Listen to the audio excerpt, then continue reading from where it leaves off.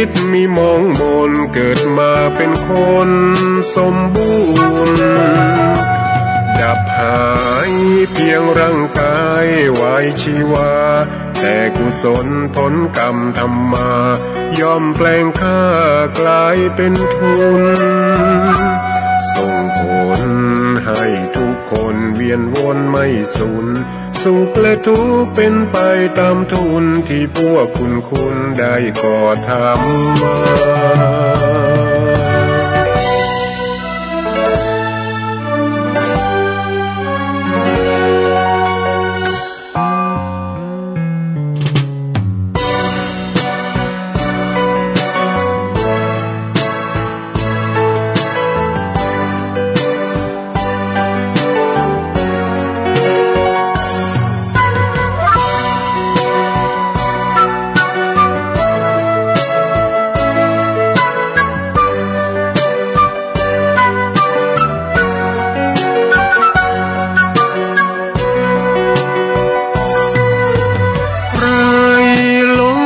หลงผิดอัตตาว่าใจแจ้งกมลแม้นใครปลงได้คงสุขล้น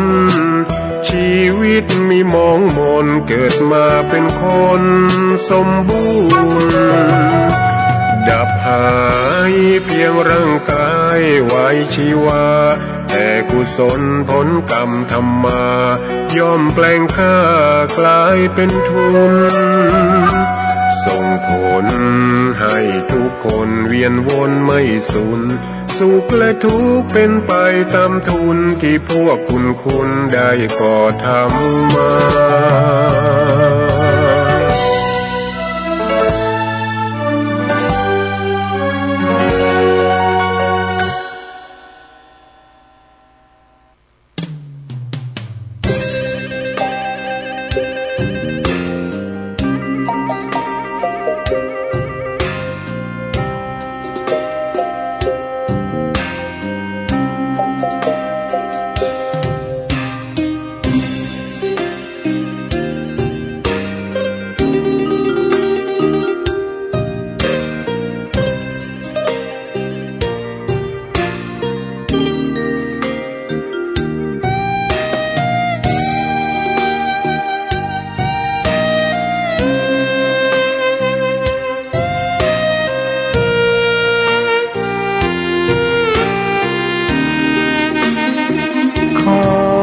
เปิดตำนาน1,300 กว่าปีแม่จามเทวีสร้างพระเจดีย์ที่วัดดอยน้อยพร้อมเจดีย์โค้งอีกองค์เคียงคู่อยู่ดอยสลับก้อนหินใหญ่น้อยร้อยเรียงน่าอัศจรรย์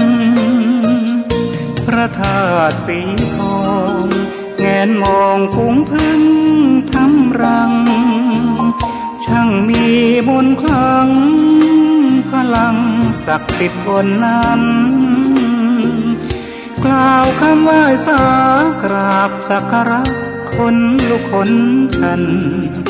สัมผัสถึงสายสัมพันธ์คงเป็นลูกหลานเคยร่วมสร้างบุญ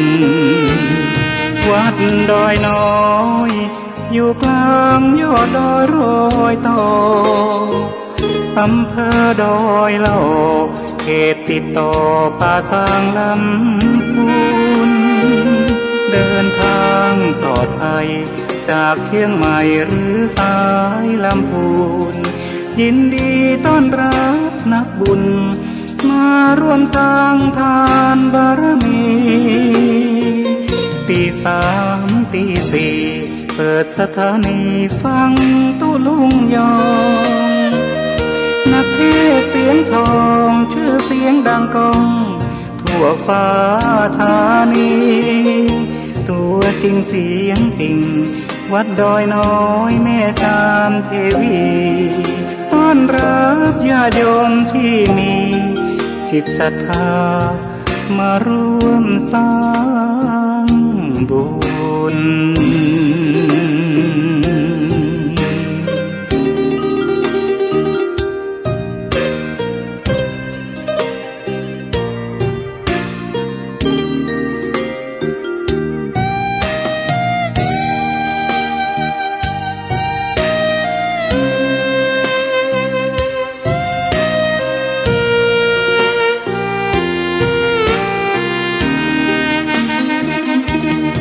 วัดดอยน้อยอยู่กลางยอดดอยโรยต่ออำเภอดอยเหล่าเขตติดต่อป่าสางลำพูนเดินทางปลอดภัยจากเชียงใหม่หรือสายลำพูนยินดีต้อนรับนักบุญมาร่วมสร้างทานบารมีตีสามตีสี่เปิดสถานีฟังตุลุงยองนักเทศเสียงทองชื่อเสียงดังก้องทั่วฟ้าธานีตัวจริงเสียงจริงวัดดอยน้อยแม่จามเทวีต้อนรับญาติโยมที่มีจิตศรัทธามาร่วมสร้างบุญ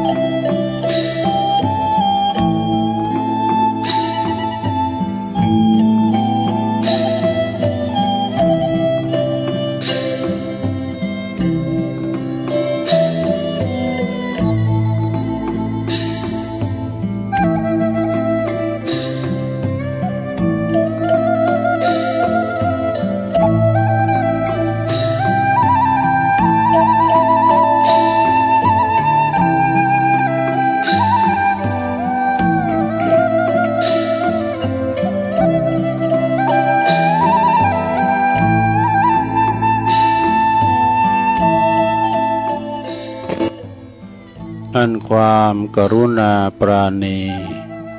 จะมีใครบังคับก็หาไม่หลั่งมาเองเหมือนฝนอันชื่นใจจากฟากฟ้าสุลาลัยสู่แดนดิน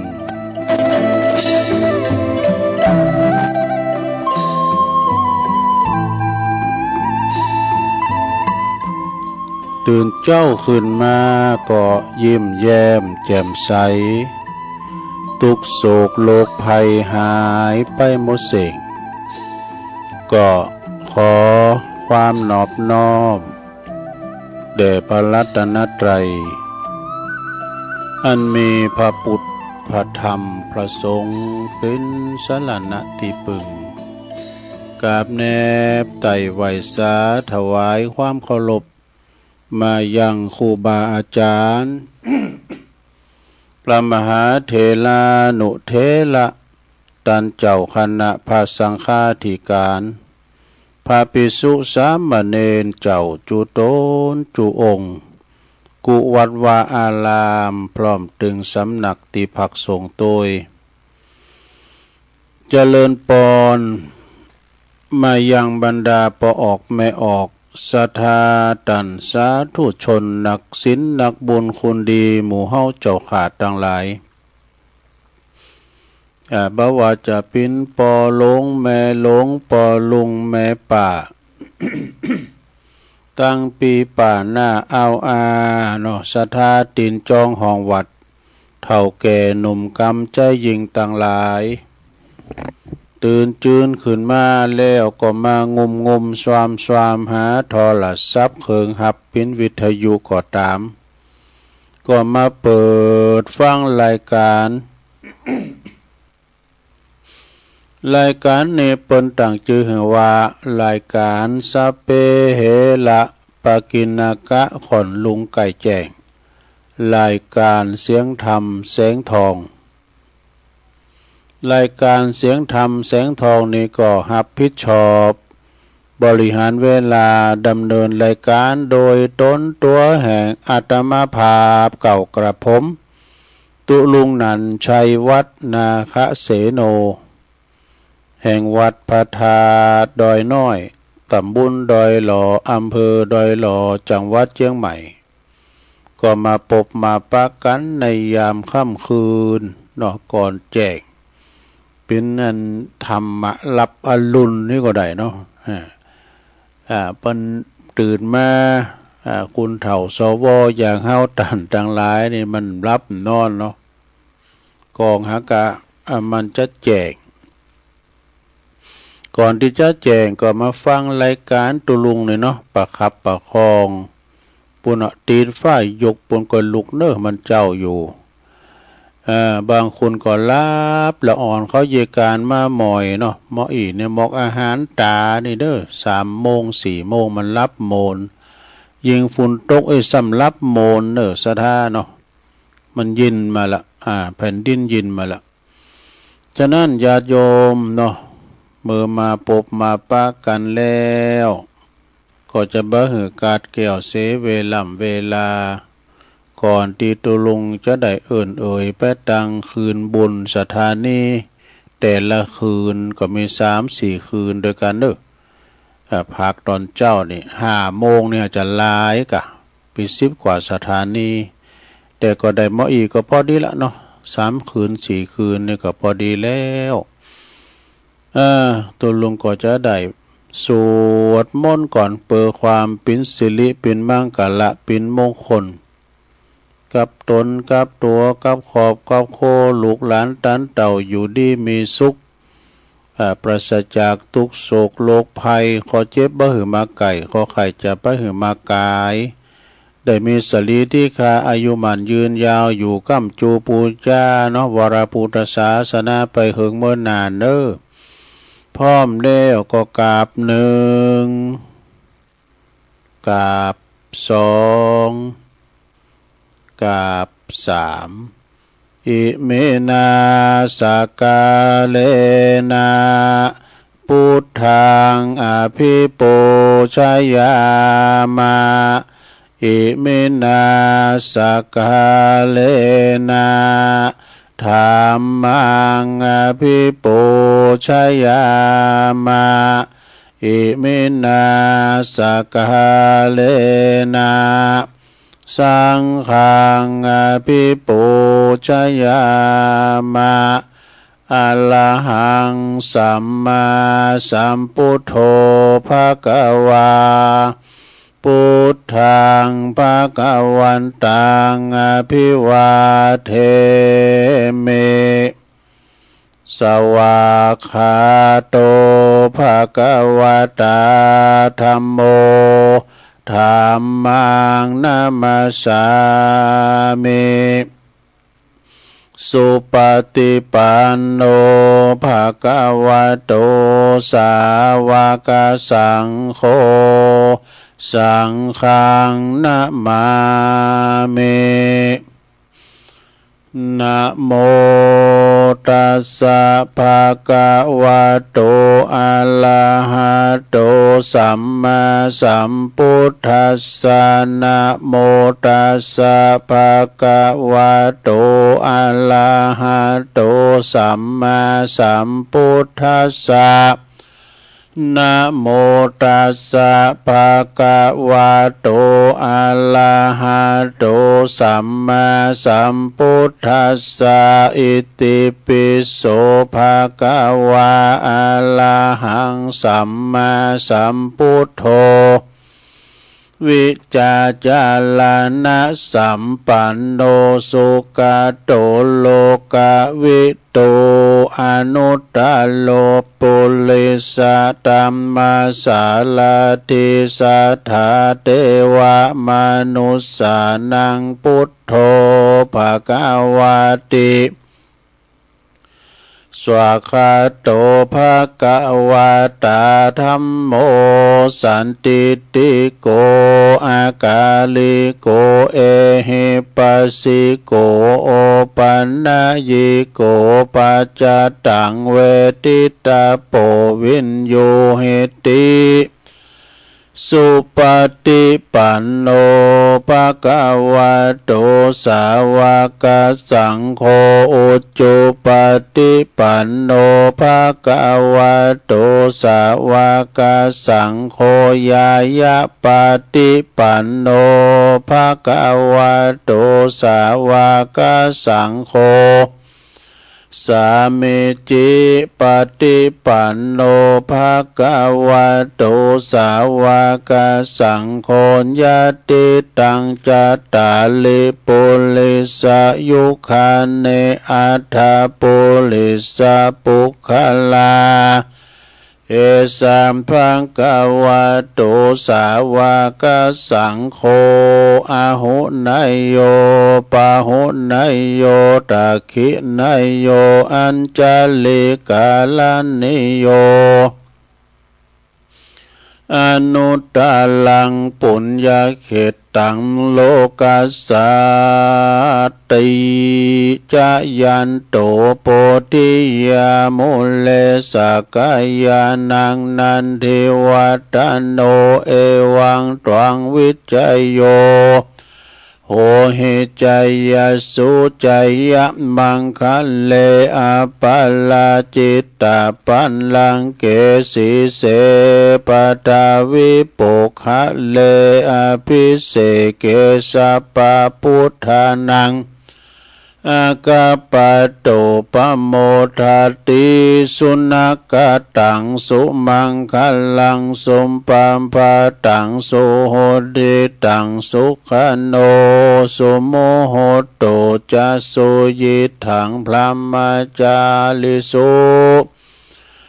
ปัทาคินังกายกัมมังวาจากัมมังปัทาคินังปัทาคินังมโนกัมมังปณิทิเต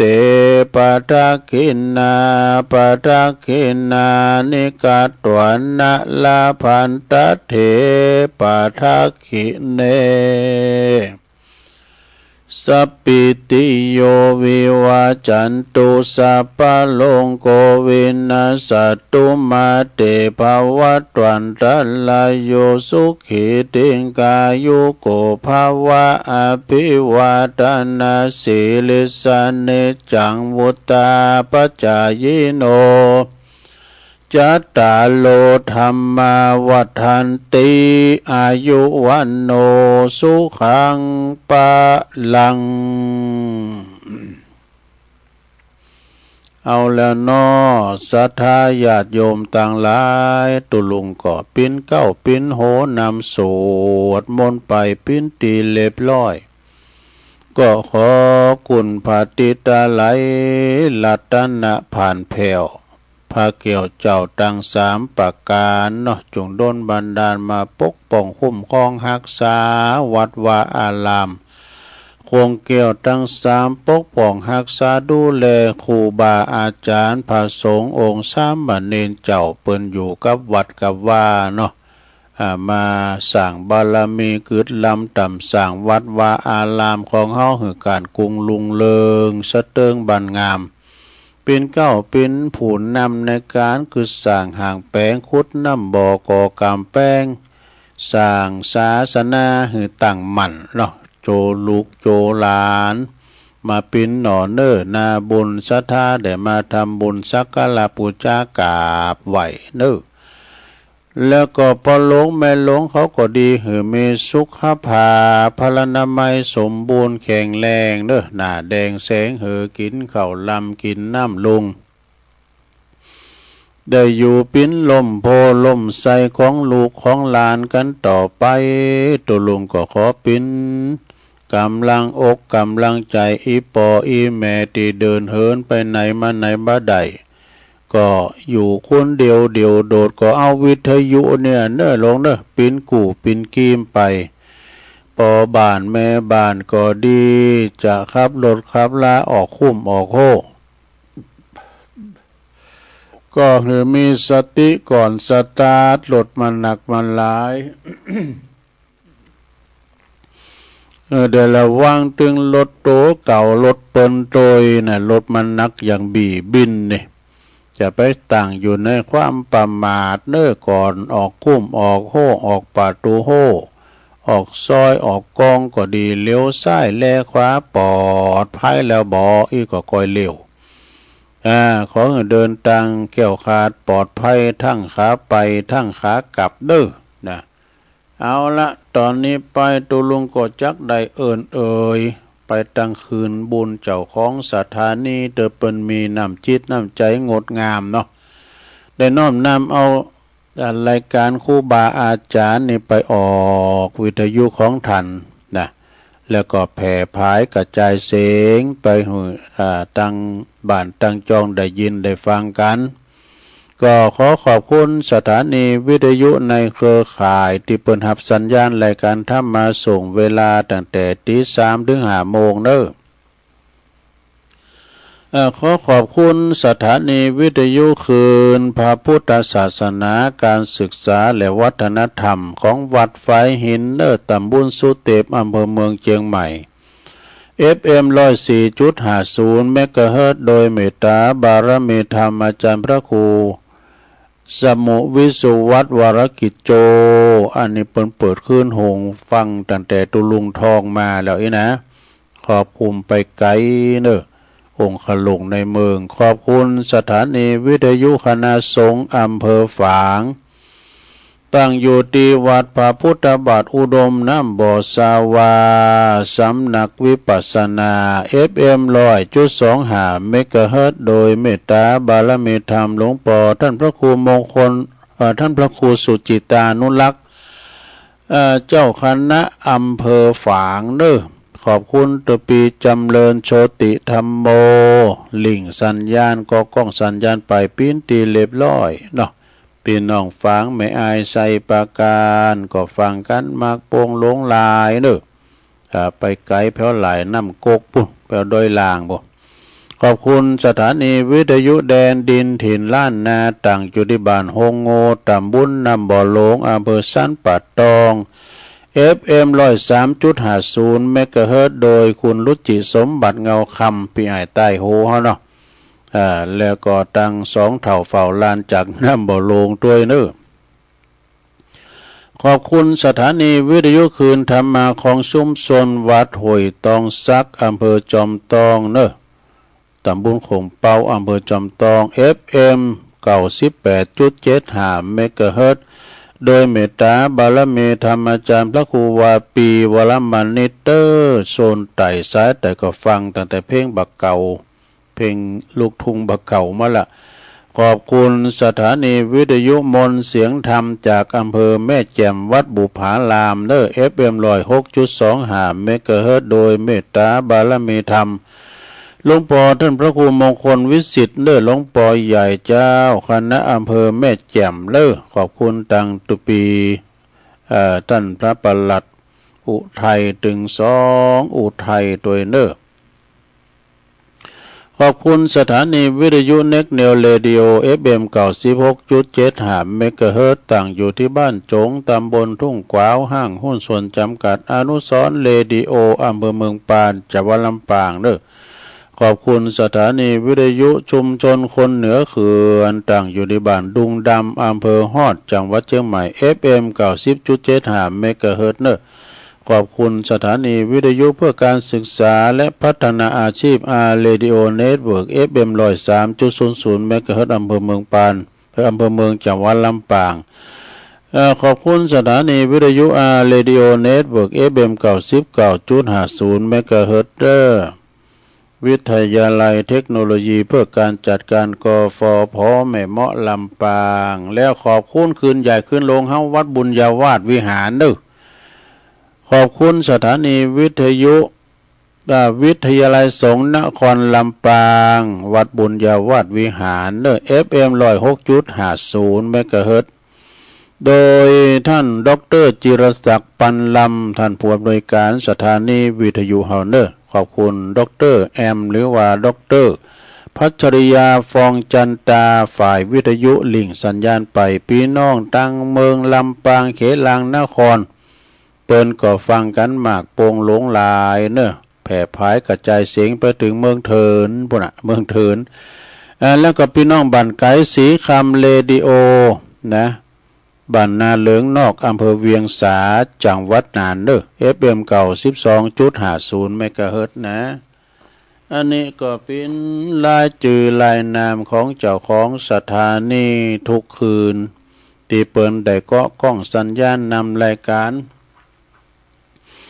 นำรายการตอนเจ้านี่สู่ตันผู้ฟังนะอันนี้เป็นการที่ว่าเบิกเลิก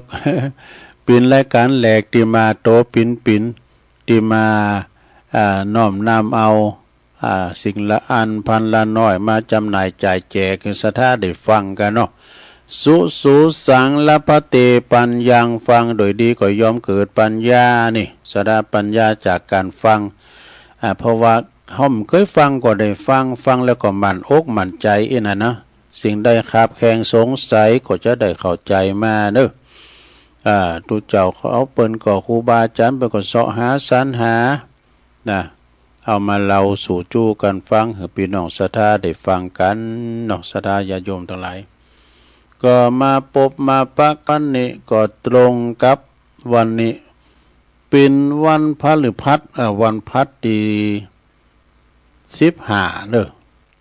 ของเดือนพฤษภาคมกึ่งเดือนพอดีกันเนี่ยนะเนาะ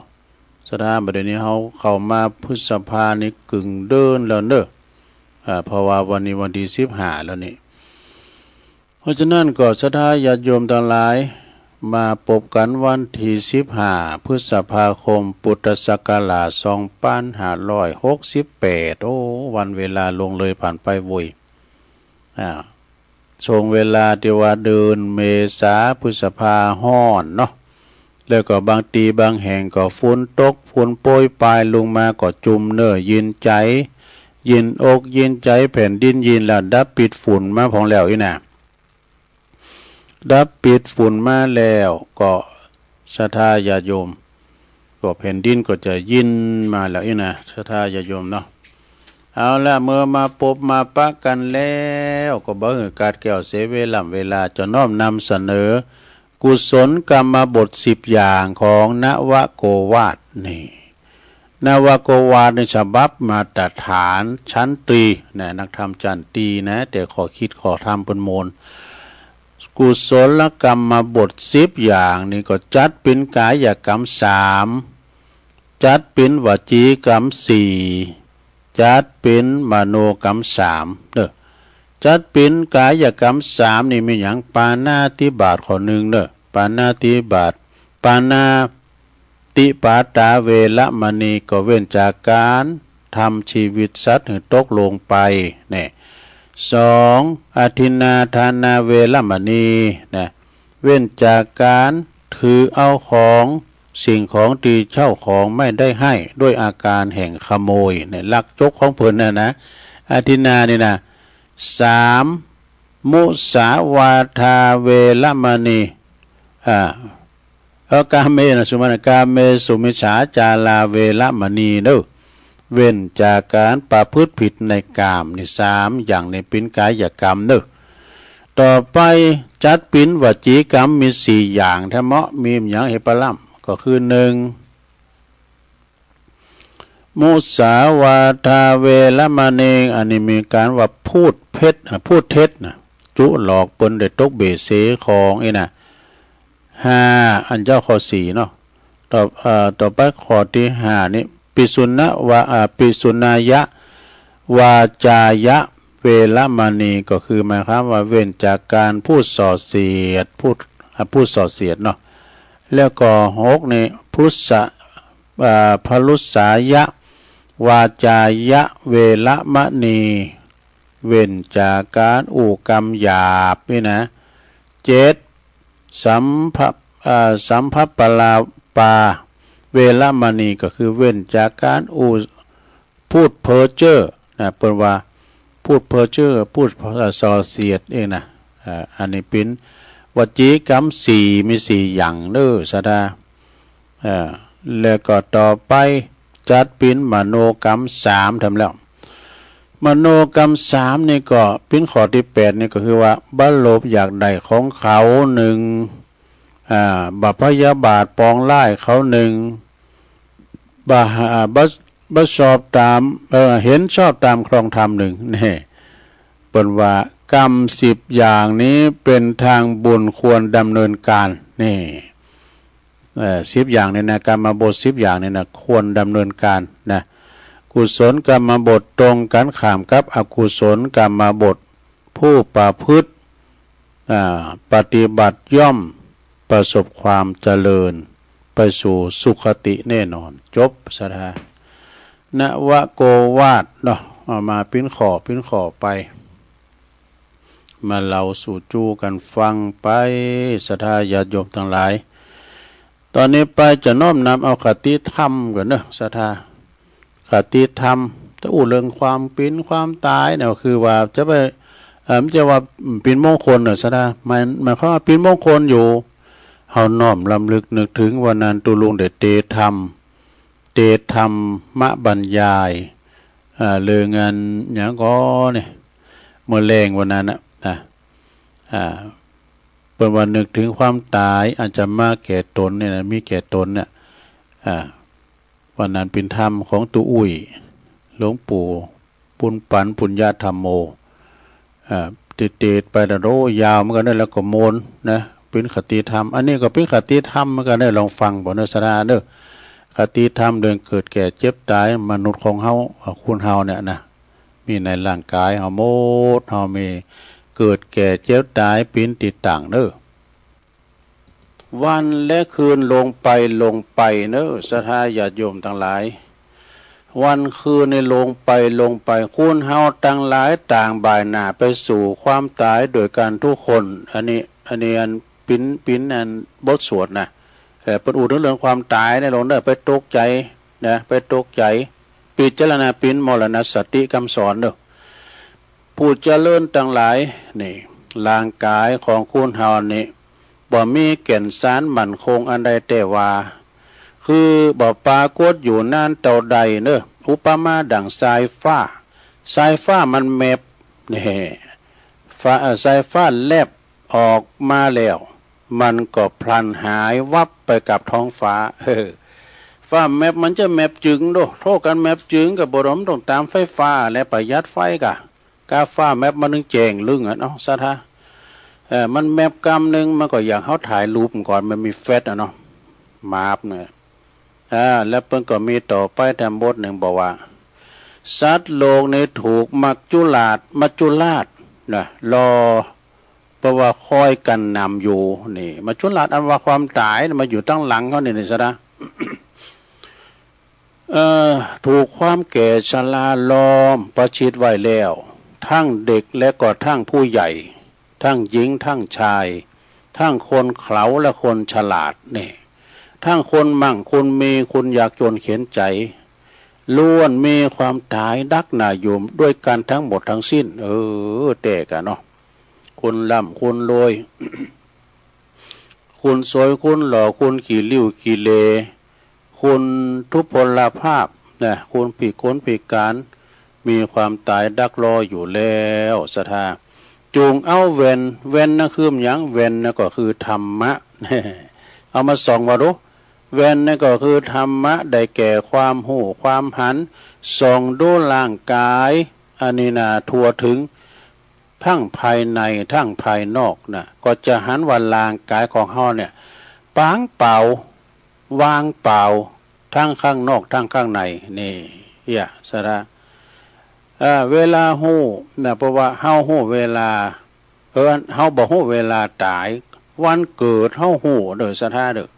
แต่เฮาบ่ฮู้วันตายมันจะมาวันใดเฮาบ่ฮู้นี่ ความตายเนี่ยมันจะมาต่อยประตูเฮาเมื่อใดก็บ่ฮู้ศรัทธาญาติโยมบางคนนี่ก็ตายหนุ่มตายกำบางคนก็ตายเฒ่าตายแก่บางคนก็ไปประสบอุบัติเหตุเพศภัยต่างๆบางคนก็รับโลดไปมีนะศรัทธาทางอีสานแปลว่าไหลตายแปลว่าไหลนะเป็นโรคไหลตายว่ะแต่ภาษาแพทย์แปลว่าหัวใจล้มเหลวนี่มันมีหลายอย่างพ้องก็ตายคุณเดี๋ยวพ้องตายหมูนะสระตายหมูไม่ไหนก็ปุ่นน่ะตางเมืองมารพม่าปุ่นน่ะสระไปพอเถอะเมืองบันดาเลปุ่นน่ะเอาไปพอได้คลิปนะปิ้นได้อินดูเพลินลมโลกเขาเนาะ เปิ้นลุ่มหายตายจากไห้ฮอนวอนตุกกันหาลูกหาโผหาเมหาปอหาแมวเป็นดีสังเวชเป็นดีอินดูเนาะเคยอยู่เคยกินด้วยกันผมเป็นนักบิดโมโต GP คัสเตลจับมือกับ Honda มานานกว่า50 ปีแล้ว คาสโตรเป็นน้ำมันเครื่องสำหรับรถมอเตอร์ไซค์ที่ขายดีที่สุดในโลก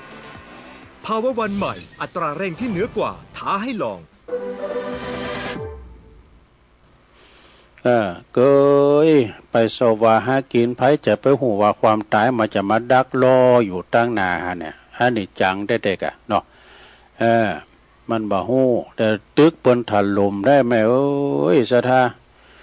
บางคนก็ออกมาเต้นบางคนก็ออกมาเต้นเนี่ยสะท่ามันเป็นกรรมลงกันเด้อสะท่าเนาะกรรมมันจะเป็นกรรมอย่างใดบ่ฮู้เปิ้นตายหมู่ตายรวมกันนี่น่ะเนาะมันจะเป็นอย่างใดเป็นแล้วแต่เรื่องของกรรมเปิ้นได้เฮาก็บ่ฮู้ว่ากรรมว่าจะเป็นจะใดเวลาตายนี่ปิดบังตัวไว้นี่บ่เปิดเผยจงแจ้งมีคุณจำนวนมากมายบางคุณหันกันตรงหน้าอยู่หมดเจ้าเนี่ยหันกันหมดเจ้าพอตกเย็นตายเสียแล้วก็หันกันบ่หันกันแล้วบางคนหันกันหันกันอย่าเมื่อตอนแรงตอนเย็นนี่นะพอลุงเจ้าเสียแก่ชีวิตไปก็บ่หันกันแล้วใช่ไหมบางคนเนี่ยก็ตบแข้งตบขาไข่โหคะนะงูงาไปเลยก็มีพอก็ว่าโอ้อันน่ะเปิ้นบุญเบิ่นน่ะตุเปิ้นไปโวยเปิ้นไปดีแล้วก็ถูกแล้วแล้วก็เมื่อเกิดมาแล้วบ่มีตีจะต้องตายเหมือนกันหมดที่มันจะหลอดป่นไปก็อยากเด้อ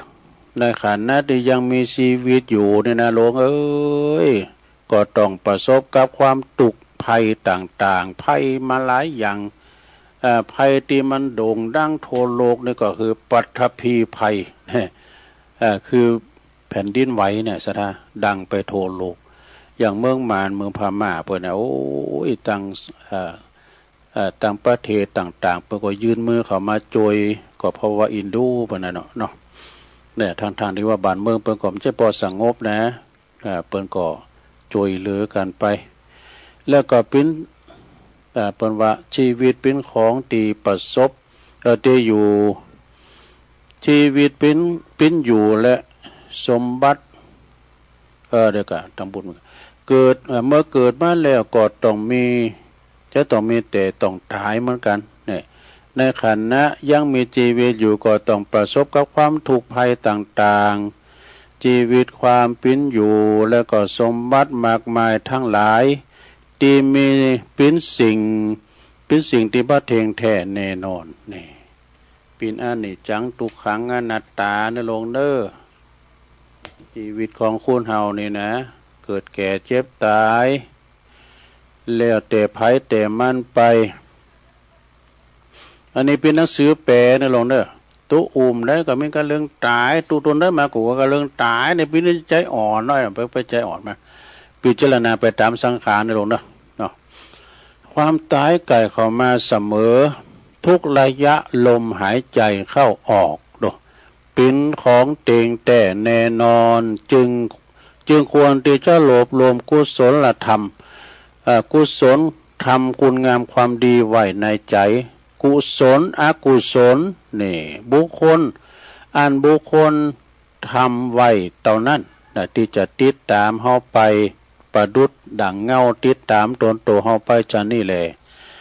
ยังกูสิ่งกูอย่างก็เอาตัวไปบ้านใดเข้าของเงินทองสมบัติภัสถาน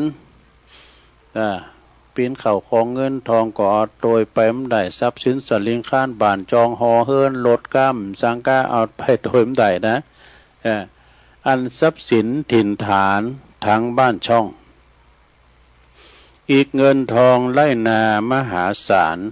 เป็นสมบัติติดตัวได้ชั่วการจำต้องผ่านจากกันเมื่อวันตายนี่ส่วนความดีมีใจสัตย์สมบัติแท้ถึงตัวแก่ไกลดับไม่ลับหายได้สถิตติดแน่นแทนร่างกายชนทั้งหลายเขาสรรเสริญเจริญพรเลยว่าแต่คุณงามความดีเนาะศรัทธาเนาะมันก็พอออกศรัทธาเนี่ยสั่งไปเด้อเนาะญาติโยมทั้งหลายฟังนำฟังธรรมไปชีวิตก็คืออายุเด้อเป็นของน้อยนะ ชีวิตเป็นของน้อยถูกชราลุกลานตลอดเวลาเนี่ยอันมีความแก่ชรานำไปอยู่เสมอนี่เมื่อว่าสัตว์อันมีความชรานำไปเสมอเช่นนี้แล้วจะหือสัตว์และก็สังขารได้มาปีนตีปึงแห่งเฮาที่มาปกมาป้องกันยอมบ่ได้นะบุคคลเมื่อปิดเจรณาหันภัยในความตายอย่างนี้แล้วพึงมันทำบุญทำกุศลอันจะนำมาซึ่งความสุขหือแน่และเพิ่นมีอธิบายเนอะตรงเด้ออธิบายทรัพย์ว่ากุศลเนี่ยกุศลแปลว่าหยังกุศลก็คือคุณงามความดีในจิตใจก็ได้แก่จาคะนี่อุ๊ยจะคราบหนักแค่ไหนเบลก็หมดห่วงเพราะเบลมีไฮยีนซักผ้าพิวนี่บลูขจัดคราบหนักดูแลผ้าล้ำลึกถึงเส้นใยไฮยีนซักผ้าลองเลยคิวปี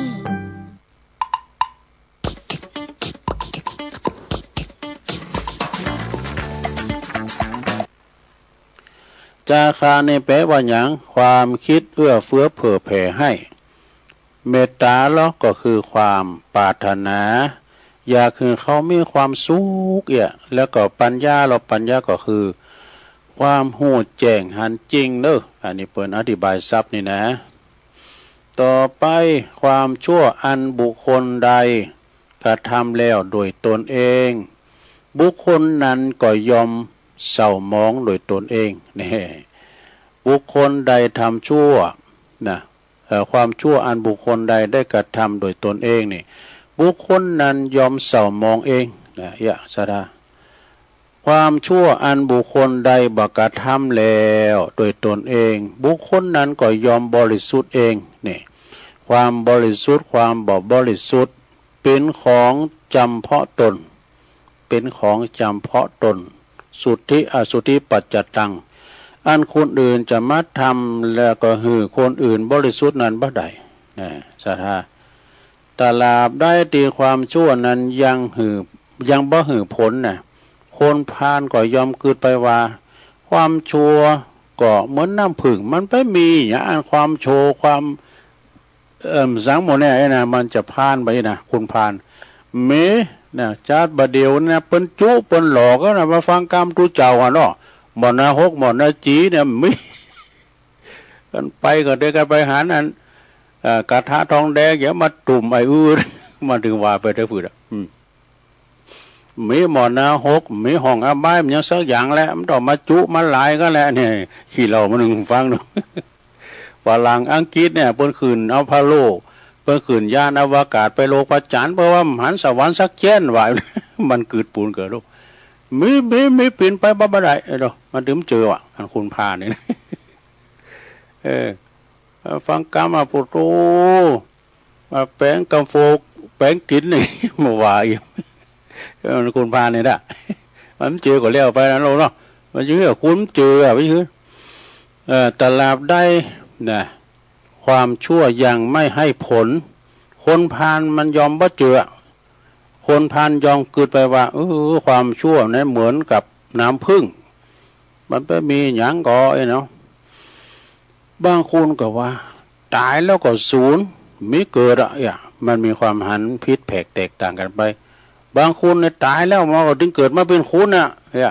ตายแล้วมาถึงเกิดมาเป็นคุณน่ะเนี่ยบางคนก็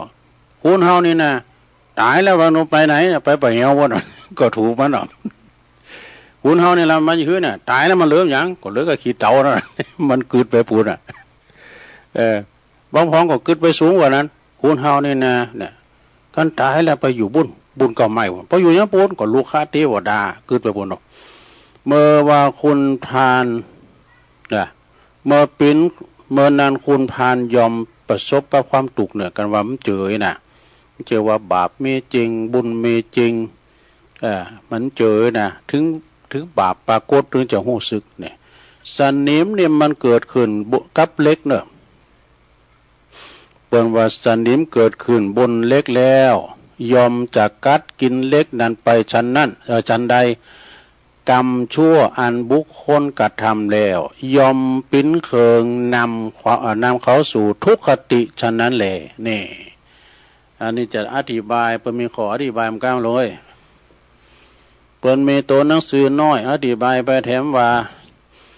อธิบายศัพท์อกุศลอกุศลในแปลว่าหยังตุก็คือความชั่วร้ายในจิตใจได้แก่สังพองโลภะความโลภโทสะความโกรธโมหะความหลงเด้อตัณหาสำเหงานั่นเองนี่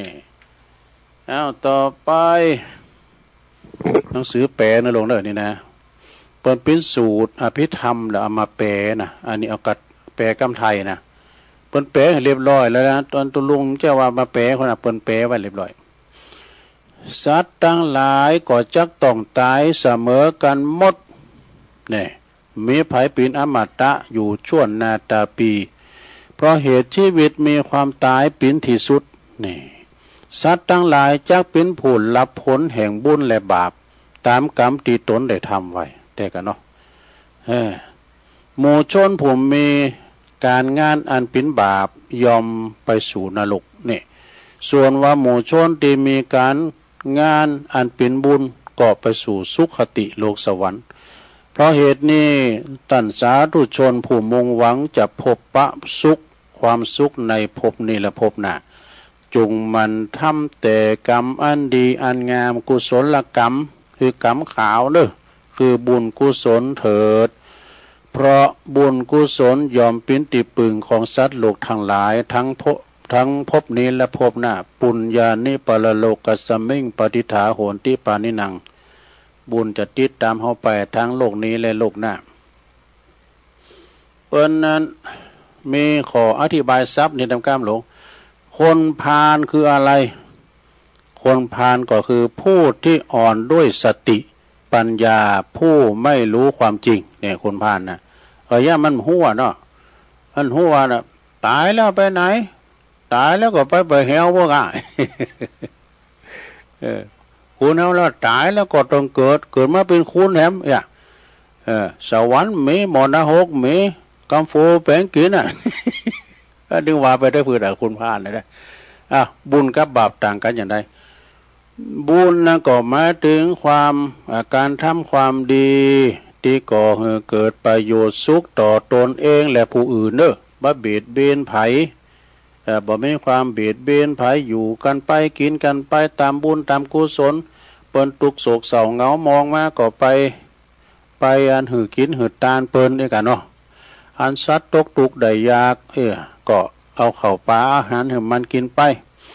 ตรงกันข้ามกับบาปหมายถึงการทำความชั่วที่ก่อให้เกิดความทุกข์ต่อตนเองและผู้อื่นนี่อันนี้เปิ้นอธิบายนะต่อไปข้อต่อไปหลวงเอ้ย ชีวิตของสัตว์สัตว์ตาลิสานชีวิตของสัตว์ทั้งหลายในโลกนี่นะบ่มีอันยังที่จะเป็นเครื่องกำหนดหมายต่างก็บ่ฮู้ว่าจะตายเมื่อไหร่วะจะตายเมื่อใดจะตายที่ไหนจะตายห้องยาจะตาย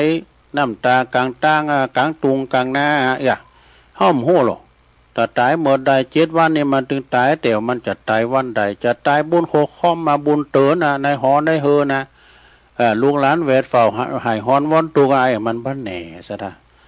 ชีวิตนั้นเป็นอย่างเป็นไปอย่างยากเย็นทั้งเป็นของน้อยโดยชีวิตคือเป็นของน้อยนะทั้งยังประกอบไปด้วยทุกข์อีกทุกข์นะอีกโลกอันความแก่ชราขอบงำนำไปเช่นนี้ผู้มีปัญญาหูแจ้งธรรมดาของโลกแล้วยอมบ่เศร้าโศกเนอะนี่แล้วพอจะอธิบายเราเนอะอธิบายซับนี่แปลว่าทุกขติสุขติรู้แจ้งนี่คืออย่างนี่พอมีอธิบายเฮ้ยเขาทามันก็เนอะตุลุงก็โมโหหรอกอธิบายซับได้ว่าทุกขติคืออะไรคือหมายความว่าเป็นตั้งไปเกิดตีบดีทุกขติเนี่ยนะเป็นตั้งที่ไปเกิดตีบดีบดักห้องอบายก็เรียกว่าอบายภูมิก็หมายถึงแดนซึ่งปราศจากความเจริญก็ได้แก่นรกเปรตอสุรกายสัตว์เดรัจฉานนี่ อบายภูมิทั้งสี่เนี่ยนะต่อไปสุขติคืออะไรเด็กชายชาวัตตอบสิเปิดตัวความอร่อยสเวนเซนส์ไอศครีมทุเรียนหมอนทองแท้ๆเสิร์ฟคู่ข้าวเหนียวอัญชันหอมนุ่มฟูพร้อมเนื้อทุเรียนแท้รสขมได้ พัดมุนจนสุขติก็คือทางไปเกิดที่ดีได้แก่มนุษย์และก็เทพบนสวรรค์นี่รู้แจ้งคืออะไรหูแจ้งก็คือหันสภาวะทั้งหลายตามตีเป็นจริงโดยปัญญาญาณ นั่นเองด้วยญาณปัญญานั่นเองจบข้อต่อไปมันจะจบตัวเนอลงเนอทั้งสองหน้ากันนะทั้งสองใบเนาะผมปล่อยยาวก็แหละเดี๋ยวจะเล่านิทานอยู่นะสิ่งใดตีตนกระทำไปแล้วสิ่งใดนะตีตนเองได้กระทำไปแล้วจะทำหืกืนกลับคืนมาบ่ได้แต่กันเนาะสิ่งใดที่ตนเองกระทำไปแล้วก็จะทำหือกลับคืนมานั้นยอมบ่ได้เลยฉะนั้นผู้ตีจะกระทำควรปิดเจรณาเสียก่อนแล้วจึงทำนี่การงานการงานอันผู้ตีกระทำลงไปโดยบ่ปิดเจรณาเสียก่อนเนี่ยมักจะก่อให้เกิดความเดือดเน้อร้อนใจขึ้นมาในภายหลังเน้อนี่กูก็มากินแหนงได้เยอะแต่เน้อนะกินหยังก็ตึมอิ่มเท่ากินแหนงนี่ เฮาต่างหลายต้องปัดผากจากสิ่งที่หักแน่นอนซะนะอย่างที่เฮาหักหยังชีวิตเฮานี่เฮาก็หักเนาะสักวันเฮาจะต้องปัดผากจิตจะต้องเลียงออกจากวิญญาณโหจิตกับวิญญาณอันเดียวกันใช่จิตจะต้องเลียงออกจากลาง ลางเขาจะปิ้นขอนนะปิ้นขอนเป่า ปิ้นขาบเนาไปนะจะต้องปัดพากจากกันหมดนะปัดพากจากของหักทั้งหมดทั้งสิ้นปัดพากจากปอจากแม่พัดพากจากเฮาจากกูหักแม่แป้งจากกูขังเต็มคิงจากปอจากแม่มันถึงปัดพากจากการมีภาคมีจักมีจรแล้วก็ตีพึงพอใจทั้งสิ้นคนเราจะต้องปัดพากจากสิ่งที่หักแล้วก็ตีพึงพอใจทั้งสิ้นไปนะฉะนั้นควรรีบทำความเป็นเสียในวันนี้นะรีบทำความเป็นเสียในวันนี้เหมือนกับบาลีเป็นว่าหันบทถึงว่าเฮ้ยอาเชวกิจมาตปังโกชัญญามรณังสุเวคือเพียรทำความดีเสียในวันนี้เพราะวันพรุ่งนี้อาจจะมีความตายมาถึงมัจจุราชมรณังสุเวเพราะว่าพญามัจจุราชผู้มักโดยเสนาบริวารยอมบ่ผิดพลาดนี่ตีลับตีลบตีซอนของผู้ที่ทำบาปกรรมยอมบ่มีในโลกเฮาจักทำกรรมอันใดดีหรือชั่วเฮาจักต้องเป็นผู้รับผลของกรรมนั้นนั่นเองนี่มีคำหน่อยแล้วก็เปิ้นก็บอกว่าการตีเกิดมาเป็นมนุษย์เนี่ยนะแสนอยากเนอะการที่มาเกิดเป็นคุณเป็นมนุษย์นะแสนตีจะอยากแล้วเฮามาเกิดในประเทศไทยน่ะเมืองพุทธดูซะท่าพม่าก็เมืองพุทธเหมือนกันแหละนะพม่านะก็เมืองพุทธปดโตบ่สำนับถือเลยเฮาก็เพิ่นจะซุบแคบเข้าในลานวัดนะพม่านี่นะแม้แต่เจ้าฟ้ามหากษัตริย์ก็ทอฉลองพระบาทหมดนะเพิ่นได้ซุบเข้าที่โขงพระธาตุนะเพิ่นก็นับถือขนาดนะแต่ว่าเพิ่นก็ว่าแผ่นดินก็ไหวหนักเนาะมันเปิกโลกที่หันมันจะหื้อหัวเนาะแล้วการที่จะเกิดมาเป็นมนุษย์นั้นก็แสนอยากแล้วก็การที่เขาจะมีชีวิตอยู่ของการที่ได้มีชีวิตอยู่ของสัตว์ทั้งหลายก็แสนอยากนะแล้วก็การที่เขาจะได้ฟังพระสัทธรรมนั่นก็แสนอยากนี่ซะนะแล้วก็การที่จะอุบัติขึ้นแห่งพระพุทธเจ้านั่นก็แสนอยากเหมือนกันนะศรัทธาญาติโยมเอ้ยเนาะ เมื่อว่าหูว่าสิ่งใดสิ่งหนึ่งที่เป็นประโยชน์แก่ตนแล้วจงรีบขวนขวายทำสิ่งนั้นเทินจบสระอธิบายสัตตกรรมสัตธรรมคือธรรมเที่ยงแท้ธรรมอันดีเนี่ยจบลงไปในสถานจบเป็นหลิมแล้วเนอะอันนี้นะเป็นสัจธรรมแห่งชีวิตพิจารณานะพระอภิธรรมมัทธสังคหะปะจามะคาถาสี่บทเนี่ยอันนี้เปิ้นตุลุงก็ยิบยกว่าอันใดที่มันดีเตรียมมามาจ้าก็เอามาเล่าสู่จู้กันฟังนะลงเนาะจบลงไปคติธรรมเราสู่จู้กันฟังเนาะศรัทธาญาติโยมทั้งหลายจะเล่านิทานก็เดี๋ยวชั่วโมงที่2กันเนาะสดาเนาะชั่วโมงที่2ก็เล่านิทานนะก็ตามที่เรามาก็มีหลายอย่างศรัทธาญาติโยมทั้งหลายแต่ก็ค้นคว้าเอาตังในหนังสือธรรมะพองกาเปิ้นสูงมาพองกานะธรรมะของพระพุทธเจ้านี่มีหนักหนาป้าป่านเปิ้นเรียกว่ามีถึง 84,000 ปั้นพระธรรมขันธ์ก่อนนะมากโป่งหลงหลายธรรมคำสอนบ่ว่าธรรมมรดกธรรมก็ตามบ่ว่าจะเป็นคติธรรมก็ตามก็เอามาค้นคว้ามาศรัทธาญาติโยมทั้งหลายก่อนจะพักเบรกกันเนอะก่อนที่จะพักเบรกวันนี้นี่ศรัทธาวันที่15เนอะวันที่15ได้กึ่งเดินของพฤษภาแล้ววันนี้ก็คณะสงฆ์ที่เป็นนักจัดรายการนี่โดยการนำของท่านพระครูอภิวัฒนวิกรมพร้อมโดยคณะครูบาอาจารย์ที่เป็นออกรายการก็ดีบ่ออกรายการก็ดีในความเคารพนับถือของท่านพระมหาวิษณุจารุธรรมโมเปิ้นก็จะไปโลมทำบุญเนาะโลมทำบุญปิ้นเจ้าภาพก็ว่าได้นะหอมตาลเปิ้นไปปูจาศีลธรรมกรรมฐานเปิ้นละสังขารไปที่วัดเจ็ดลินศรัทธาญาติโยมพระจะไปโดยก็ปากันไปไปมันนี่ว่าไปปากันถึงหันก็14 นาฬิกาบ่าย2 โมงวันนี้นะวันนี้ก็ไปปากันก็จะไปกันหนักกันหลายอยู่ทางครูบาอาจารย์ที่เป็นเพราะว่าอาจารย์มหาวิษณุที่เป็นก็เป็นพระนักจัดรายการนะเป็นผู้ที่กระบอกเสียงทำฐานหนึ่งโสดโยโกห้องกาไปกินแปดตานตีหันตีหนีกานี่เปิ่นเป็นผู้นำบุญหลายอย่างบ่ว่าจะไปตอดปากกฐินผ่าป่าที่ไหนก็ปากันไปศรัทธาก็หลูบล้ามตามตัวกันไปนะเพิ่นจะปิดศพวันที่18ปุ่นก็เดี๋ยวก็ประกาศทำกรรมเนาะตอนนี้ตุลุงก็ขอพักเบรกสักกรรมกันศรัทธาพักเบรกสักกรรมก่อนนางมึนลำไปก็ปิ้นตุกอีกเพิ่นว่าก็เดี๋ยวก็มาพักกันชั่วโมงที่2ก็จะเล่านิทานพร้อมซ้ำเนาะเจริญพรกัน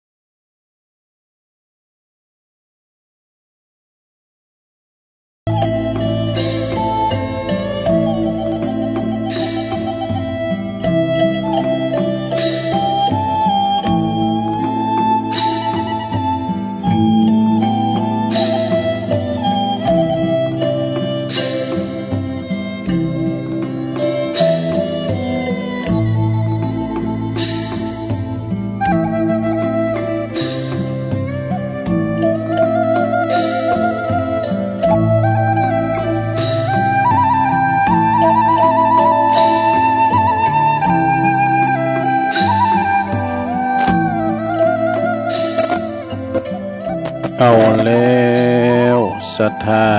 ญาติโยมต่างหลายเนาะตุลุงก็พักเบรกพักครึ่งนะนั่งมึนลำไปก็เจ็บหลังเจ็บแอวยกย้ายค่ายตีเตียวไปเตียวมายืดสินยืดสายเนาะก็ไปทำธุระโสนโตเสร็จสับเรียบร้อยก็มาจิบน้ำลุงคอนั่งอู่กันต่อในชั่วโมงที่2เด้อศรัทธาเด้อขณะนี้ตันทั้งหลายก็กำลังฟังรายการสัพเพเหระปะกินนากะขอนลุงไก่แจ้งรายการเสียงธรรมแสงทอง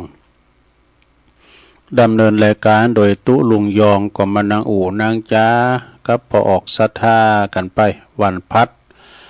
พุกก็มาอยู่วันศุกร์วันเสาร์นะศรัทธาญาโยมถ้าว่าเวลาอยู่ก็ทำไปวันนี้นี่ศรัทธาญาโยมทั้งหลายแต่เจ้าก็ฟุ้นซุยมากำเว้ยตกมาหน่อยเดียวหายแซบก็หลายพื้นที่ที่ฝุ่นตกลงมาเนาะศรัทธาเนาะตกมาก็จุ่มเด้อยินใจจะนำเอาคำกรสอนใจมาเล่าสกรรมเด้อเปิ้นว่าเตให้เตสังยังสังขารการแยกออกบอกให้รู้เป็นที่อยู่กุราคะทั้งโทสะโมหะนั่นมันชนะพาละใจให้ดับหนาโปรดดับไฟอุปโมสุโขจิตพิชิตแล้วเหมือนดวงแก้วแสงส่องทางสดใสเดินตามมรรคจัดว่าเลิศเชิดชูใจใกล้นิพพานการดับศูนย์สมบูรณ์นี่เขาถามกันนะบทประพันธ์ของปกำนันสันติสุขชัยวงศ์เนอะอดีตกำนันตำบลน้ำดิบส่งมาเนอะเป็นเขียนโดยจิตโดยใจเป็นนะศรัทธาตอนนี้ไปนี่ศรัทธาญาติโยมตุลุงก็จะน้อมนำเอาคติธรรมในนิทานเนาะนิทานธรรมนิทานธรรมนี่แปลว่าหยังก็นิทานธรรมก็คือปิ้นปะกินนากะด้วยแล้วก็ปิ้นคติเตือนอกเตือนใจท่านเตก่อนมันนิทานธรรมเนี่ยเตือนมีพระสัตว์สิ่งหิ่งห้อยพญากวางก้าพญาฟานก้าเนี่ยมันก็จะมีไปนอกสถานเนาะแล้วนี่มันปิ้นพยายามหยังก็ลองฟังพอเนอะปิ้นคติธรรมสอนใจเหมือนกันนะลองฟังพอเนาะมีหลายเรื่องอยู่ก็เกมไว้นะตัวลุงนี่จะต้องมีอันใดมากังกาไว้การอ้ำได้ซะนะเวลามันจูนกรรมมันตึกเนี่ยแล้วเอาอย่ามาวายนะมันอยู่ในสนามรบแล้วเนาะนะนิทานเรื่องนี้ให้ชื่อเรื่องว่าพราหมณ์เกิดเป็นพญาหงส์นี่มันจะปิ้นจะใดก็ลองฟังก่อนเด้อศรัทธาเด้อในอดีตการกีฬาดังได้ฟังมาแต่ก่อนล่วงแล้วมานานแล้วเอโกพรหมโนยังมีพราหมณ์ผู้หนึ่งเนอะอยู่ในเมืองปาลาณสีเนี่ยปาลาณสีในเมืองปุณณะประเทศอินเดียไปแล้วเนอะมีบุตรแล้วก็ภรรยาอยู่กินด้วยกันมาอย่างสุจริตใจนะหักกันแป้งกันหักเมปองหักเมหักลูกพราหมณ์ตัวนี้นะพราหมณ์คนขั้นพราหมณ์มันปอจายเนี่ยนะโผพวกนี้เนาะทำลายขันสิ้นชีวิตไปแล้วก็มีความห่วงใยในครอบครัวมีความผูกพันอยู่ว่าเป็นห่วงเขากันว่าเสาหลักของบ้านเสาหลักของเฮิรนเสาหลักของชีวิตครอบครัวเนี่ยมีแล้วไผจะมาหาเลี้ยงเขาจะไปสวาหากินอย่างใดขาดเสาหลักไปแล้วนะพราหมณ์ผู้นั้นตายไปแล้วก็เรียกมีความเป็นห่วงก็เลยเกิดมาเป็นพญาหงส์ว่ะนี่พญาหงส์ทองนี่ได้จัดสรยานระลึกถึงจาดใดเปิ้นนึกถึงจาดใดแล้วก็จึงพิจารณาว่าจาดก่อนนี่เฮาเป็นมนุษย์มีบุตรมีภรรยา ก็มีความเป็นห่วงเขาก็จึงมีความกรุณามาเยี่ยมธิดานะแล้วก็ภรรยาสองคนของตนนะแล้วมาก็จะมาได้มาแล้วก็มาสารัดคุณ ไหว้หนึ่งไหว้หือคนหนึ่งนะแก่บุตรและภรรยาแล้วก็บอกว่าเฮาคือบิดาแล้วก็สามีของเจ้าเนอะแต่ว่าเฮานี่ก็มีความปิ้นหงเลยก่อนมาถือกำเนิดเป็นสัตตลิสารปิ้นนั้นพญานกหงทองแล้วก็มีความอินดูสูอีกก็มาสลัดขุนทองคำหืดพญาหงทองวาดังกล่าวแล้วก็กลับบินไปนี่บินไปขั้นลวงแล้วลงการผ่านมาเมินละนะเวลาพญาหงก็มาสลัดขุนกับเวลาว่าสตั้งตะเสียงเนี่ยมันก็บินมาแถมก็สลัดขุนมาแถมศีลหนึ่งนะให้แก่บุตรและภรรยานี่ภรรยาอยู่เนื่องๆเนอะนะจนว่าภรรยามีทรัพย์สินสมบูรณ์มาคือมันมีเต่ามาพอนะเอกาติวาสังมีอยู่หันวันหนึ่งเนอะนางพรามณีเนี่ยนะผู้เป็นภรรยาเก่าเนี่ยนะปิ้นนั้นมารดาจึงบอกให้ลูกสาวว่าดูก่อนเจ้าผู้ปิ้นธิดาลูกสาวบ่น่ะล่าเฮ้ยเอกเวลาพญานกหงทองมาดำก้ามเนี่ยปากันจับไว้เลยนะซึ่งปิ้นบิดาของเจ้าเนี่ยนะถามมาดำก้ามในมาอยู่เนื่องเฮาก็มีบริบูรณ์หลายอย่างแล้วถามมาดำก้ามเนี่ยนะจวยแม่จับเนี่ยแล้วถ้าทกขุนออกหมดแล้วไอ้วะแล้วคุณข้ามออกมาเอาตะลุยกำเดียวลุยตังรัดเขาจวยกันจับพญานกพญาหงทองเด้อไอ้นะถอนคุณมาหือเสียงแล้วก็จะได้กินไปนานวะ มีความคิดไปอย่างนั้นนะนางพรามณีบอกหือลูกธิดาก็ห้ามมันนะไปเย็นเลยแม่ไปเย็นเด้อโอ้อินดูเปิ้นเฮามีกินมีอยู่ถึงวันเนี่ยก็พอดีรู้ผมได้ไปรับจ้างใส่ลำไยเนี่ยเขาไม่ได้ไปรับจ้างมาหอมเฮาหนูไม่อยู่ไม่กินถึงวันนี้ก็ดีแล้วรู้ไอ้นะพี่แม่อย่าไปขี่โลบเลยลูกสาวมันห้ามว่าห้ามจะได้ก็ไม่หือกระทำนะแต่ว่ามารดานะก็มันบอกฟังเฮ้ยลูกยิงห้ามมันก็บอกฟังครั้นว่าลงเลยมาวันพญาวันที่พญาหงทองนั้นมาถึงกันเนาะนางพรามณีกับนางพรามณีผู้เป็นภรรยาเก่าเนี่ยจับเอาพญาหงทองถอนขุนนะจุนมดเสียงบินไปบ้านใดแล้วกับเนี่ยนะเพราะมันไม่ขุนลูกสาวก็จึงเล่งกันไหวจุนขุนปีกออกมดแล้วก็บินเข้าสู่ป่าหิมปานแล้วก็สิ้นกาลนานม้ามปีกมาแทมซ้ำเลยวะนะมันไปมาโหเนาะขุนดิพญานกลุงทองนะขุนถอนออกมานะกลับกลายเป็นขุนธรรมดาไปหมดวะมันจะเป็นขุนทองมันจะเป็นทองสักกำวะนี่สถาแม่ก็ปลาแม่ลูกก็ปลากันต่างหานมาก็นกก็พญานกยุงพญานกหงทองก็มาทำซ้ำลูกกับแม่ก็เลยปลากันอดอยากจนอนาถาเหมือนเดิมน่าเนี่ยอยู่ดีมว่าดีโลภมากลาภหายในประวัตินะเพราะอาศัยความโลภเจตนาบ่ฮู้จักประมาณในการที่ว่าที่ควรและก็บ่ควรจึงเสื่อมจากลาภในปัจจุบันห้ามหันทันตาดูหัวแตกันเนาะนางพรามณีกลับชาติมาเกิดกลับชาติมาก็คือนางทุลนันทาเถรีนี่มาเกิดชาตินี่ก็มีความหมักทั้งหมดครอบงำในสันดานบ่ฮู้จักประมาณดังได้รับประทานวิสัชนาฟังชนิเมื่อว่าพระองค์ตรัสเทศนาธรรมชาดกจบแล้วจึงทรงตรัสว่าภิกขเวดูก่อนภิกษุทั้งหลายบุคคลที่ปรารถนาเป็นบาปนั้นก็คือบ่ฮู้จักประมาณในการหลับแล้วก็การฉันหลับแล้วก็การฉันอย่างใดตนบ่มีศรัทธาทำอาการเอาเหมือนมีศรัทธาก็คืออุพิว่าแต่งว่ามีศรัทธาอย่างนะเวลาสัพปุริสะมาถือเอาไม้กวาด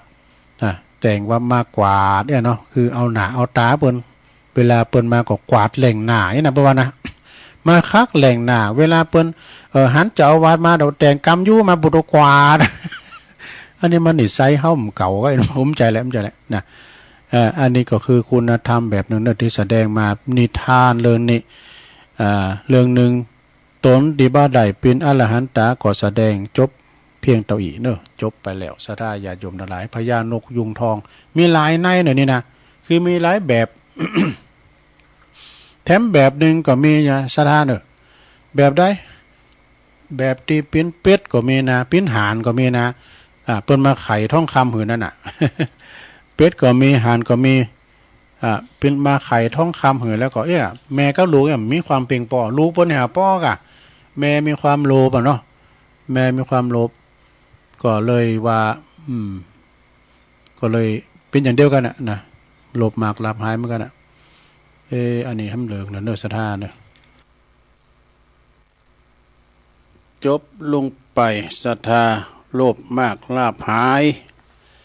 มีความโลภมากลาภหายเปิ่นมาโผดมาผายเนี่ยคุณเฮาในเมืองปอมันมีอย่างเปิ่นว่านะจ๊ะ เมืองปอมใครมีได้10ก็ใครได้20เนาะได้100ก็ใครได้ปันก็มันเป็นการที่ว่ามีความโลภเป็นอย่างเป็นนิสัยของมนุษย์ปุถุชนคนทั่วไปนะแต่เจ้าข้ามไปกรรมเนาะซะนะอู่กันเรื่องจติจลาพยาธิมรณะชั่วโมงก่อนนะชั่วโมงแรก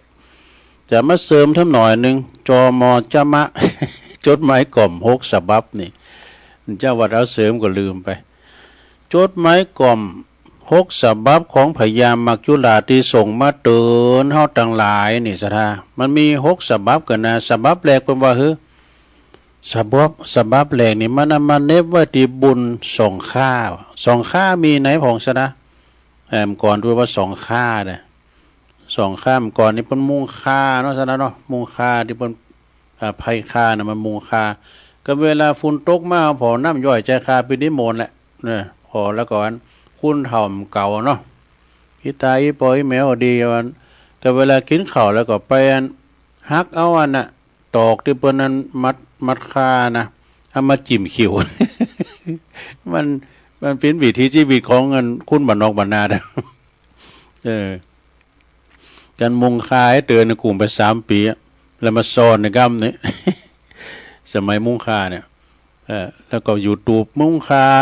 อยู่ตูบก้างเฟืองห่างเฟืองอยู่ตูบปืนร้องเข่ามันมีหมดอ่ะซะนะน้อมก่อนนะกำบันมุงคาเนี่ยก็มาดื่มเป็นสุกนะ2-3 ปีก็ได้พอกับมุงดินเขามันปูนคาได้ปะนี่ปูนคาก็คือได้มุงดินร่อนก่อนก็ดินร่อนก็มีอยู่แล้วว่าดินคอก็เนาะฉบับแรกนี่จมจดหมายกล่อมของพญามักจุฬาส่งมาเตือนข้อที่1เป็นว่าเอาไปเนบที่2ค่าก็คือบุญโหเขานี่2ค่านี่นะก็คือผมโหเขาเนี่ยดำแล้วก็กับงอกดำแล้วกับขาวดูซะนะมันดำเดี๋ยวมันงอกสุนซานแล้วบอกแล้วว่าเราตายว่าขาวแล้วดำนี่คืออย่างดำแล้วขาวก็คือผมโหเนี่ยนะดำแล้วมาขาวแล้วก็ขาวแล้วดำนี่คืออย่างพระตอบได้พองเฉลยไปว่ากรรมรู้ตอบได้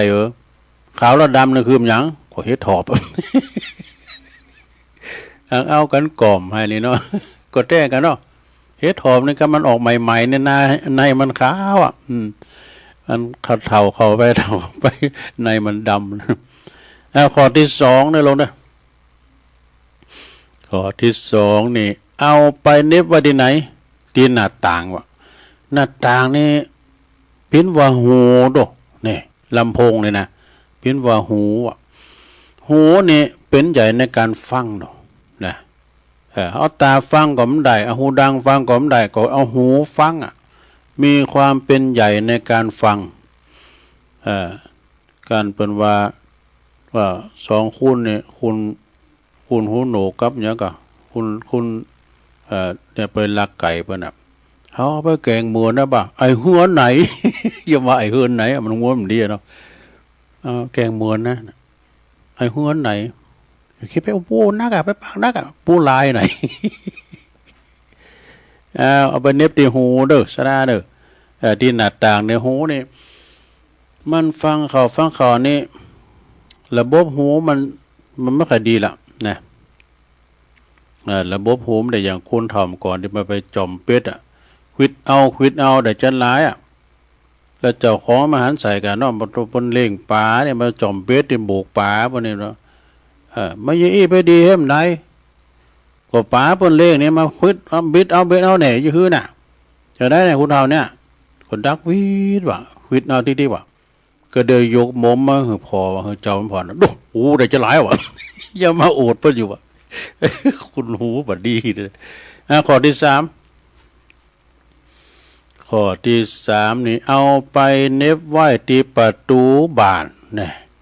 ประตูบ้านคืออย่างหลงปากฟันเนี่ยเขี้ยวเนี่ยเขี้ยวมันหลอนมันถอนมันหลอนไปมันมั่นคงละมันรุดมันถอนมันหลอนไปพองในใส่เขี้ยวกำฟักกันนะใส่เขี้ยวกำฟักกันนะกันว่ามันนั้นมันหลอนไปอ่ะสะท้าแต่นั่นมันก็หลอนไปเป็นธรรมดานะฟันกินอันยังกับโทก่อนในตุลุงทองบ่บ่อันแคบมันนั่นก็กินตั้งเติงมาแน่ๆตั้งเติงมาแน่ๆสะท้าอันที่มันแข็งเนี่ยครบบัดใด มีครูแนะนำตำมาไงว่าตำก็ถ้าดีเหมือนตำเข็บมันเนี่ยเข็บหมูอ่ะนะยอมบ่ว่าเข็บมันเนี่ยนะฟันสดาญาโยมฟันเป็นใหญ่ในการเคี้ยวบดอาหารเนี่ยเคี้ยวนี่ก็มันมีก็พอไข่งามแล้วเนาะลุงก็คือยากที่เคี้ยวถ้าเว้านั่นน่ะตั้งเก้าได้เป็นยังนะเดี๋ยวเก้าเพิ่นเอาเกี่ยวเข่าเนาะก็มันตั้งหน้านี่ก็ โอ้แล้วก็ข้อที่4โหลพยายามมักจุฬาเอาฉบับข้อที่4นี่ฉบับที่4นี่มาตรงใดเอามาไว้ที่หลอดไฟคือหยังตาแถมแล้วสะดาตานี่ประตูว่าเปิ้นว่าตัวอย่างตุลุงอู่มเดือนอามเดือนนะต้องมีแว่นนะสะดาประวัติตา2เจนแข่ง3ขามเนี่ยนะตานี่เป็นใหญ่ในการดูหูเป็นใหญ่ในการฟังตาเนี่ยบางคนในตานี่มันเหมือนกันด้วยพองกดตาอย่างตอมแทบฟูฟิตฟูฟีจะรับลูกเดียวเอาพออย่างมันรับตาได้แต่จริงมันหันนะตามันสีมันตุบๆอันนี้พองกดตาหลงตาใหญ่พองกดตาอย่างรถแลน ตุลุงทองวะพองกดตาใสมาตาเนี่ยก็คือมันจะฝ่าฟางไปเนอเท่าแก่เลมอนมานี่นะหลงมีอันต้องมีแว่นนะตุลงไปไหนเนี่ยก็ไปออกงานที่หาที่เนี่ยพอหากันล้านแว่นตาเขามาขายต้นหนาวัดนะเอาตาไปหล่อนี่ถามเบอร์300มีก็เหลือนี่2 อันตัวลุงวะแต่สมัยเป็นสีแดงสีอ่อนนะบนนั้นเพราะว่าโทษซิ่งกันนะตัวเนี่ยใส่แว่นตาขอบมันสีแดงก็มีวะอันนี้ก็คือตาเนื้อสะดาเนี่ยมีตาเป็นการดูถ้าว่ามันได้ใส่แว่นตาเนี่ยเดี๋ยวปนิมนต์ไปเตะทำไว้นะบทใส่500กว่าตามเดือนถึงเอามันได้อ่ะมันอ่านไม่ได้เพราะว่ามันมีแว่นแต่ประเดี๋ยวนี้ยังแคว้นหน่อยตัวลงไปไหนเนี่ยเอาแว่นสำรองใส่ไว้ถุงยามก็เวลาว่าแว่นมันขี้หายอ่ะก็มันลืมก็หายก็เขามีแว่นสำรองดอกอยู่ในถุงยามยังแคว้นหน่อยก่อนนี้มันเกิดอย่างนี้นี่ไปแพ้ปุ่นไปหอยไฟผาเงือบกัน ไปกล่าวเคืองนี่กะแล้วก็เปิ้นนั้นเขียนหนังสือมาให้อ่านรายจื่อรายนามก็ลืมแว่นหนีน่ะไปสอบขอคุณเฒ่า คุณเฒ่าอะไรก็มจับอันนี้คุณเฒ่านี่ก็แก่ลงไปหน้าตาแก่ลงไปอันนี้อ่อนลงไปจับจากคุณเฒ่าคนหนึ่งก็จับพอดีลุงเด้อลุงเดี๋ยวขอยืมมาหน่อยลุงนั่นก็จะปิกเคินกับแดดมันปิดหัวแว่นตาจุดเปิ้นเล่แล้วก็เอาสูงขึ้นมาเนาะยินดีนะลุงนะการมีอย่างลุงนี่นะแกนั้นได้อ่านและจือวะนี่ต่อไปฉบับที่5เด้อฉบับที่5ที่แปลว่าจะได้แปลว่าเอาไปเน็บไว้ที่ไหนที่ฝาเฮือนนี่คืออย่างหลง ผิวพรรณวันนะผิวหนังของเฮานี่กะแต่ก่อนนี่ปวดตูยิกปอมใดอะเต่งตึงขนาดแล้วเดี๋ยวนี้ก็ตึงเมื่อน้ำอย่างตึงดูหูมันตึงมันเนบว่าดิฟ้าเฮือนเป็นผิวหนังเนอะสดามันหย่อนยานผิวหยาบกร้านไปแล้วสดากำไหนใดหันแต่ไปคืดไปสังกะเดียวก็เป็นแผลเนอะสดาเนอะนะแต่มันก็จะเป็นแผลเลือดออกนี้แล้วก็จะมีตกกับปันดำปันแดงมานี่นี่ไปฟ้าเฮือนนี่นะแต่ก็คุณเฒ่าบางคุณนี่แสดงว่าครูบาอาจารย์น่ะประสงค์องค์สังฆเจ้าครูบาสังฆาเนี่ยเฮาไปไก่เปิ้นน่ะแสดงปุถโธผิวพรรณเปิ้นอย่างเปิ้นเรืองแสงเด้อผิวพรรณวันนะเปล่งปลั่งขาวโหโตมาผองเฮาในเสาคือลือ หน้าดำตึกอย่างเป้าบุญจินเฮาพอในบางคุณเนี่ยสีงาสง่าราศีเปิ้นดีเนาะแสดงเนาะสง่าราศีเปิ้นดีเปิ้นพอผิวพรรณวันนะก็ถึงหัวเนาะบ่ว่าจะเป็นหน่วยงานใดก็ตามเด้อตามโหนดทหารก็ตามเด้อฮะพอดอกสง่าราศีเนาะผิวพรรณวันนะเปิ้นนี่นะนี่ก็คือผิวหนังของคุณเฮาเนี่ยเด้อเอามาเน็บปฏิฟ้าเฮือนนี่นะฉบับสุดท้ายฉบับที่6นี่เปิ้นเอาไว้ที่ไหนพญามักจุฬาชเปิ้นก็เอามาฝากเอามาเตือนไว้นะเอาไปเน็บไว้ตีเสาเฮือนอันนี้สำคัญเสาเฮือนนี่นะลงเสาเฮือนคือหยังหัวเข่าแข้งขาเฮาเนี่ยกาที่แต่เตียวไปเตียวมาใดนี่นะสระญาติโยมเตียวไปเตียวมาใดบ่เดี๋ยวนี้มันอ่านบ่แล้วเหมือนหนุ่มเหมือนกามเด้อลุกอยากนางอยากลุกก่อโอยนางก่อโอยไปเฮแล้วก็พร้อมหยังพยายามมักจุฬาเอาคืนไปแล้วนี้เอาคืนไปตัวน้อยแล้วนี้สายตาก็ถอดถอนเอาไปทหารเป็นโม่ไปแล้วนี่ปุ่มโหก็เอาอันดำเอาไปหรือเอาอันขาวมาใส่เงาหูก็เอาอันหลึงมานานขี้เข้าแล้วเขาไปมันเจ้าแล้วนี่ปนวาดตังแสะก็ไปตังสอนเนี่ยแล้วก็ประตูก็คือฟันนี่ก็เปิ้นก็เอาไปแล้วหรือก็ขิวเว้าตาก็เหมือนกันสดาญาติโยมเนาะแล้วก็หัวเข่าแข้งขานี่ศรัทธาแต่เปิ้นถือว่าเสามั่นคงนะแต่บัดเดี๋ยวนี้มันคงบ่ละบัดเดี๋ยวนี้คุณเจ็บแข้งเจ็บขาเตียวอย่างนางยาก็ดีไปอย่างเด้อซะเปิ้นมีรถไฟฟ้าเด้อ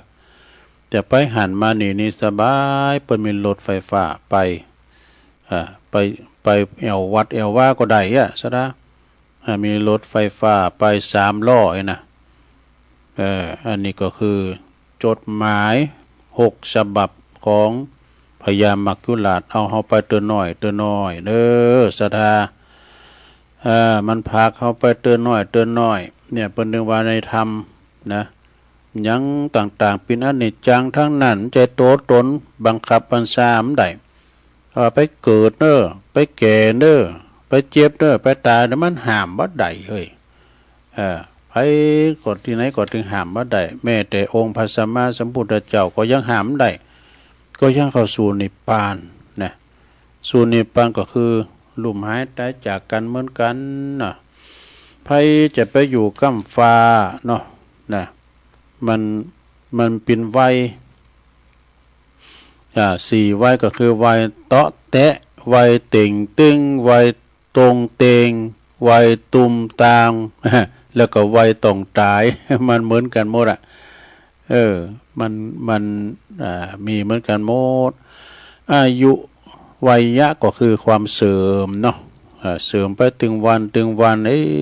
บางทีตัวลุงก็คิดว่าปีนี้เหมาะอีนะปีหน้าจะหมอกใดนะเอาว่าสังเกตว่าสังขารนะปีนี้ลูกยางนางยาก็ว่าจะปีหน้ามันจะฮื้อลำเลยนะ มันก็ไปตามนะเนาะสถานเนาะสัจธรรมได้คุณเฮานี่มันจะปรับซบพบเจอเหมือนกันโมประวัติทุกเพศทุกวัยตัวลงไปหันในขีบตอกแตกก็ฮะคุณนันนี่นะเป็นคุณเมืองนอกคุณดำผิวพรรณดำแต่ว่าแข็งแรงเด้อ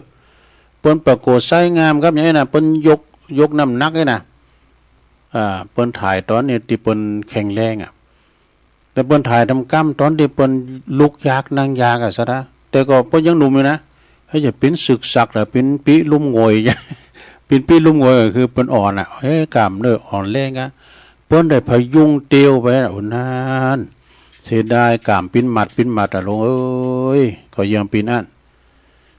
ก่อนเปิ้นพยุงเตียวลุกขึ้นมาก็เปิ้นหิวปีกนี้นะแล้วเปิ้นถ่ายตอนที่เปิ้นกำลังแข็งแรงนะยกน้ำหนักนะโอ้เนี่ยศรัทธาเนาะเนี่ยเขาจะไปประมาทนะว่ายังหนุ่มอยู่ไปวัด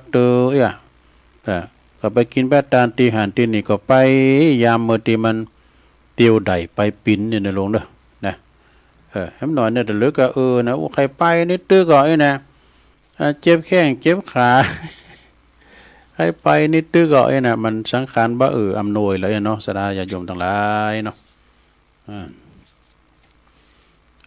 ก็เดียวกันสดาญาโยมตัวลุงก็จะได้ประกาศข่าวสารงานบุญเด็ก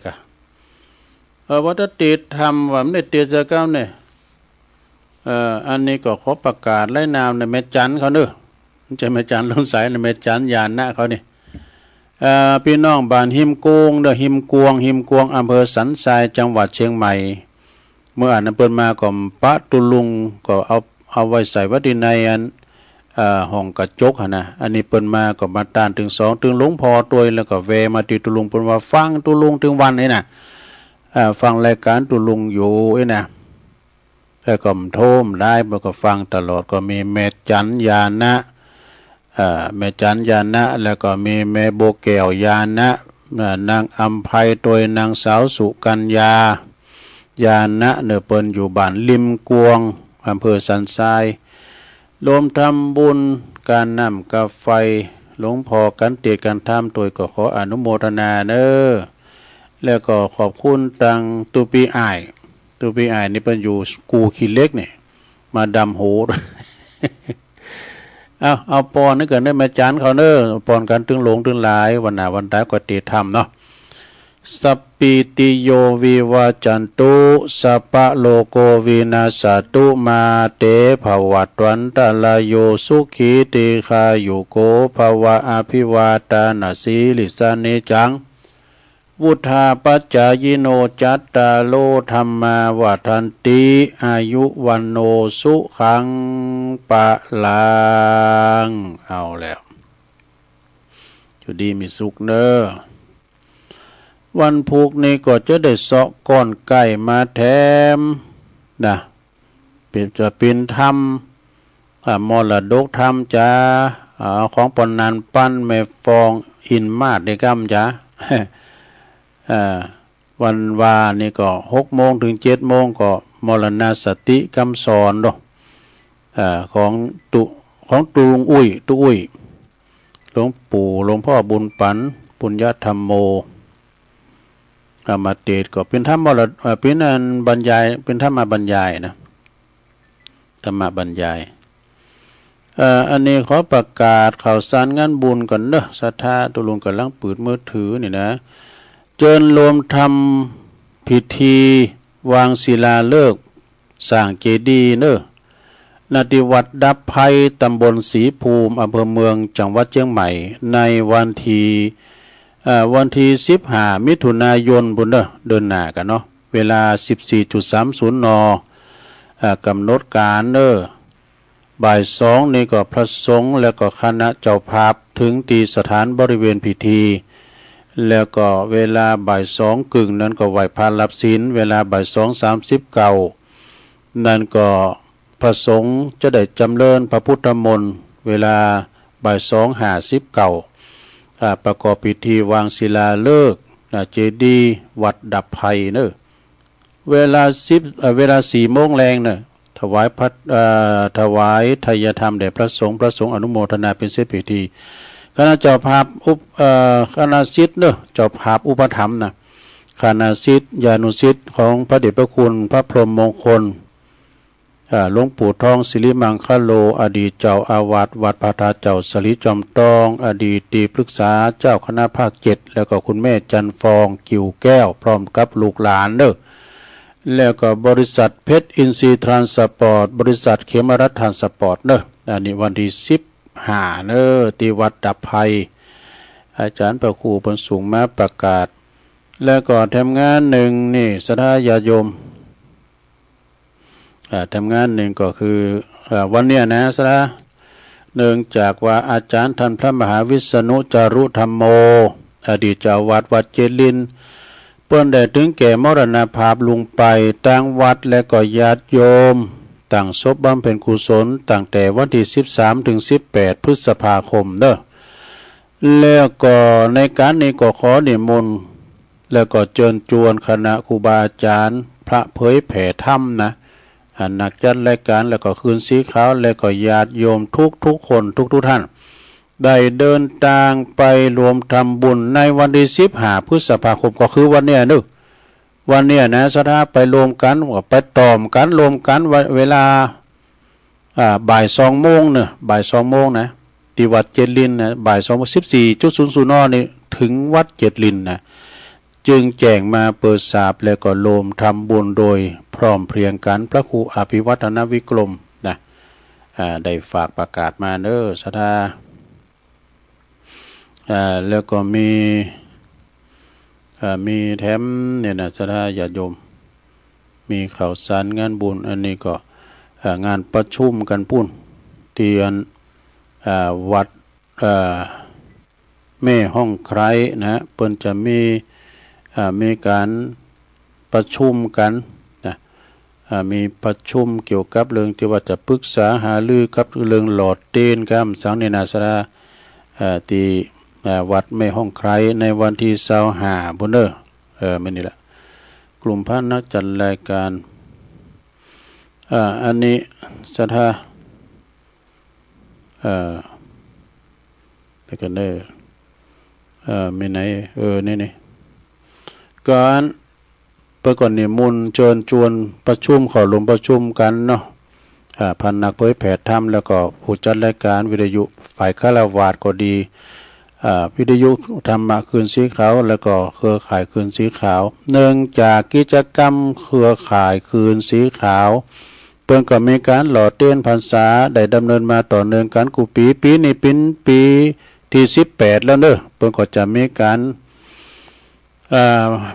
กำหนดการพื้นที่ในกิจกรรมที่วัดแม่ห้องไคร้นะแต่ที่วัดแม่ห้องไคร้อำเภอดอยสะเก็ดจังหวัดเชียงใหม่เปิดให้การกิจกรรมเป็นไปด้วยความเรียบร้อยจึงแล้วก็บรรลุตามวัตถุประสงค์จึงขอกราบนิมนต์ครูบาอาจารย์พระนักเผยแผ่ทางสถานีวิทยุทุกคืนทุกแห่งเครือข่ายคืนสีขาวตลอดถึงผู้จัดรายการฝ่ายฆราวาสทุกคนแต่เขารวมประชุมปรึกษาหารือกันแสดงความคิดเห็นและก็กำหนดแนวทางการทำงานในวันติดที่25เด้อพฤษภาคมนะเวลาบ่ายโมงเด้อที่วัดแม่ห้องไคร้นะวันอาทิตย์ที่25 2568นะพฤษภาเนี่ยก็เวลา 13.00 นที่วัดแม่ห้องไคร้เด้อเพิ่นก็วงเล็บว่าพระสงฆ์นิมนต์มาฉันเพลที่วัดแม่ห้องไคร้เด้อจึงเรียนมาเพื่อทราบและร่วมเข้าประชุมโดยพร้อมเพียงกันพระครูอภิวัฒนวิกรมผู้อำนวยการสถานีคืนสีขาวเด้อผู้แจ้งและผู้ประสานงานเนาะจบไปแถมต่อไปงานหล่อเต้นเด้ออันนี้งานหล่อเต้นเจิญลมทำพิธีหล่อเต้นพรรษาประจำปี68ของเครือข่ายคืนสีขาวจังหวัดเชียงใหม่เชียงรายลำพูนลำปางเป็นนานพะเยาเด้อก็ที่วัดแม่ห้องไคร้เหมือนกันเด้อวันเสาร์ที่21 มิถุนายนเด้อวันเสาร์ที่21 มิถุนายน2568นะในงานนี้ก็จึงเขารวมพิธีหล่อเต้นพรรษากันเพื่อจะหล่อจำนวน9 ลิ่มนะแล้วก็ถวายเต้นพรรษา15 ลิ่ม15 วัดเนอะเพื่อจะมาแห่ฮับก็หานะจึงขอเชิญชวน ศรัทธาญาติโยมพระเจ้าลมพินเจ้าภาพยอดปัจจัยถวายแต่ละวัดวันละ1,500 บาทนี่ก็เจิญเด้อหรือว่าจะถวายภัตตาหารเพลพระสงฆ์จำนวน30 โต๊ะอะดู30 โต๊ะนะโต๊ะละ1,000 บาทอะดูโอ้คือมันครบเนอะขณะนี้ตุลุงแดงจะได้ซ้อมนะ ว่าลินไม่ได้เด้ออันนี้เด้ออันนี้ก็บอกไปตามนั้นเนาะศรัทธาญาติโยมงานโทรไปเหรอเดี๋ยวกันเด้องานโทรไปนั้นก็จะเป็นอย่างอี้เด้ออันนี้ประเพณีทุ่งปุยแล้วไปแล้ววันที่26พุ่งมือนี่เหมือนกันเด้อ26 พฤษภาเนี่ยนะนาติวัดใหม่มีโชคหอมบุญเด้อเปิ้นจะมีงานประเพณีทรงน้ำพระธาตุประจำปีตีวัดใหม่มีโชคหอมบุญป่าไม้แดงโดยสะเก็ดนะในเมตตาบารมีธรรมของหลวงพ่อมานิษฐาวโรเด้อไปกินแป้ตาลโดยกันเด้อศรัทธาญาติโยมทั้งหลายรวมบุญกุศลด้วยกันในวันที่26เด้อวัดของหลวงพ่อมานิษนะแล้วเพิ่นจะแปลงห้องน้ำห้องสุขาแถมตู้ที่ปดตุกแถมเป็น10 ห้องพุ่นนะศรัทธาทำงานหนึ่งกับวัดดงในเม็ดน้ำดิบน้อยเด้อเพิ่นจะมีงานประเพณีทรงน้ำพระบรมสารีริกธาตุแล้วก็งานประเพณีบวงสรวงพ่อบ้านโดยเด้อวันที่30 พฤษภาเด้อปลายเดือนนี่นะ30 พฤษภาก็มีแข่งกองหลงดูมีซอของพันนีจากแม่แดงแล้วก็มีย้อนยุคชูแมกเกอร์ดู มีหลายอย่างเด้อศรัทธาก็ไปรวมกันเด้อมีมัจฉาพาโชคโดยของแม่บาทนี่โดยเมตตาเจ้าอธิการพิเชษสิริพัทโตเจ้าคณะตำบลน้ำดิบเจ้าอาวาสวัดดงนิมิตเด้อตุปีเอ็มเขาประหลงวัฒนาปันวาลีผู้จวยเขาก็ดีหรือว่าตังปเล่งสายเขาก้านี่ปีนานน้อมอบต.สวนซักเขานี่ พอเสียวไส้พอเสียวซับเขานี่ปเล่งทาจะได้ไปฉันเข่าไอ้บ้านปเล่งซับพุ่นจ้ะพอเสียวซับจ้ะต่อไปวันที่ในวันที่17 18 19 พฤษภาเปิ้นก็จะมีป่าปูด้วยนะป่าปูตุงมานเปิ้นจะมีด้วยเนอะวัดป่าปูนะเปิ้นจะมีงานประเพณีโดยตีวัดป่าปูบ้านหงบนเด้อนะเอางานต่อไปก็15วันเนี้ยนะ15 ถึง 19ก็ที่วัดพระพุทธบาทตากผ้าก็จะเริ่มงานวันนี้แล้วเด้องานประเพณีส่งน้ำพระธาตุลอยพระบาทที่วัดพระพุทธบาทตากผ้าอำเภอป่าซางนะก็ไปกินแป้ตาลกันนะ18 19 พฤษภาก็วัดสองแควเด้อวัดสองแควตำบลสองแควอำเภอดอยหลอนี่เปิ้นก็จะมีงานทรงน้ำอนุสาวรีย์ของครูบาตุ๋ยธรรมเสโนทรงน้ำพระธาตุตัวเด้อเปิ้นจะมีในวันที่18 19มีแข่งกองลงด้วยมีซอของอุทัยผ่องพันธุ์นี่นะเนาะแล้วก็มีย้อนยุคชูแมกเกอร์มีหลายอย่างเด้อศรัทธาก็ไปกินไปตานวัดสองแควนะโอ้คุณหลายเด้อตีเพิ่นก็กว้างไปกินไปตานกันแล้ววัดทุ่งท้อก็วันที่20เด้อทุ่งท้อตำบลสองแควอำเภอดอยหล่อของเฮาในเมตตาธรรมอาจารย์ท่านพระครูปัญญาพิสุทธิ์ประหลวงนานเขาเด้อวันที่20เนาะแล้วก็อันนี้วันที่14นี่แล้วไปแล้วกันเนาะแล้วว่าแล้วกันเนี่ยอันนี้ที่วัดเชิงดอยตัดมืนแล้วไปละแล้วก็วันที่20ทำกรรม1ที่วัดดอยแดนเด้อวัดดอยแดนตำบลเหล่ายาวอำเภอป่าซางนี่เพิ่นก็จะมีงานทรงน้ำพระธาตุประจำปีเด้อเปิ้นปล่อยลงเปิ้นว่าฉลองสมโพธิวิหารแล้วก็โบสถ์แล้วก็ลงชั้นพระทหารเพลโดยเปิ้นแปลงบูรณะใหม่เด้อแล้วก็มีงานทรงน้ำประเพณีที่วัดดอยแดนในวันอังคารที่20พุ่มฮื้อแล้วเด้อ20 พฤษภาคมเนี่ยหาวันเนาะเวลา9 โมงเป็นต้นไปเด้อพระอธิการสุทัศน์ธนัญชโยตุลุงสุทัศน์เด้อก็ไปกินแป้ตาลกันเนาะคงเป้าก็วันนี้เด้อศรัทธาวันที่15นะเพิ่นมีพระปอยหลวงมีหลายอย่างเด้อแต่วันนี้วันโหวัดเจ้าเข้า วันที่15มิถุนายนที่วัดโขงเป้าตำบลโขงเป้าอำเภอจอมทองเนาะแล้วก็อันนี้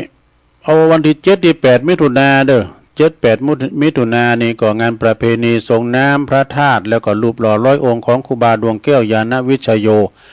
อดีตเจ้าวัดปากล่องตำบลน้ำดิบเด้อวัดปากล่องนี้เพิ่นก็จะมีซอของพันนีเหมือนกันครับแล้วก็มีมวยน่ะมียอดยุกท่วมมีหลายอย่างประกวดห้องเพลงโดยในเมตตาธรรมพระครูธีรกิจจาธิคุณแล้วก็ท่านรองทรงศักดิ์ปัญญาวชิโลนะเปิ้นจะมีประกวดห้องเพลงโดยเนอะศรัทธาญาติโยมที่วัดปากล่องตำบลน้ำดิบอำเภอป่าซางเนาะแล้วก็มีวัดป่าบุกด้วยนะเปิ้นแตดกันเด้อป่าบุกตำบลแม่แรงครูบาศรีอริยวังโสครูบาทองเขานะอันนี้เปิ้นมีแพ็คแข่งกองพุ่นเด้อแล้วก็งานโทไปก็จะมีอยู่ศรัทธาก็มี25 26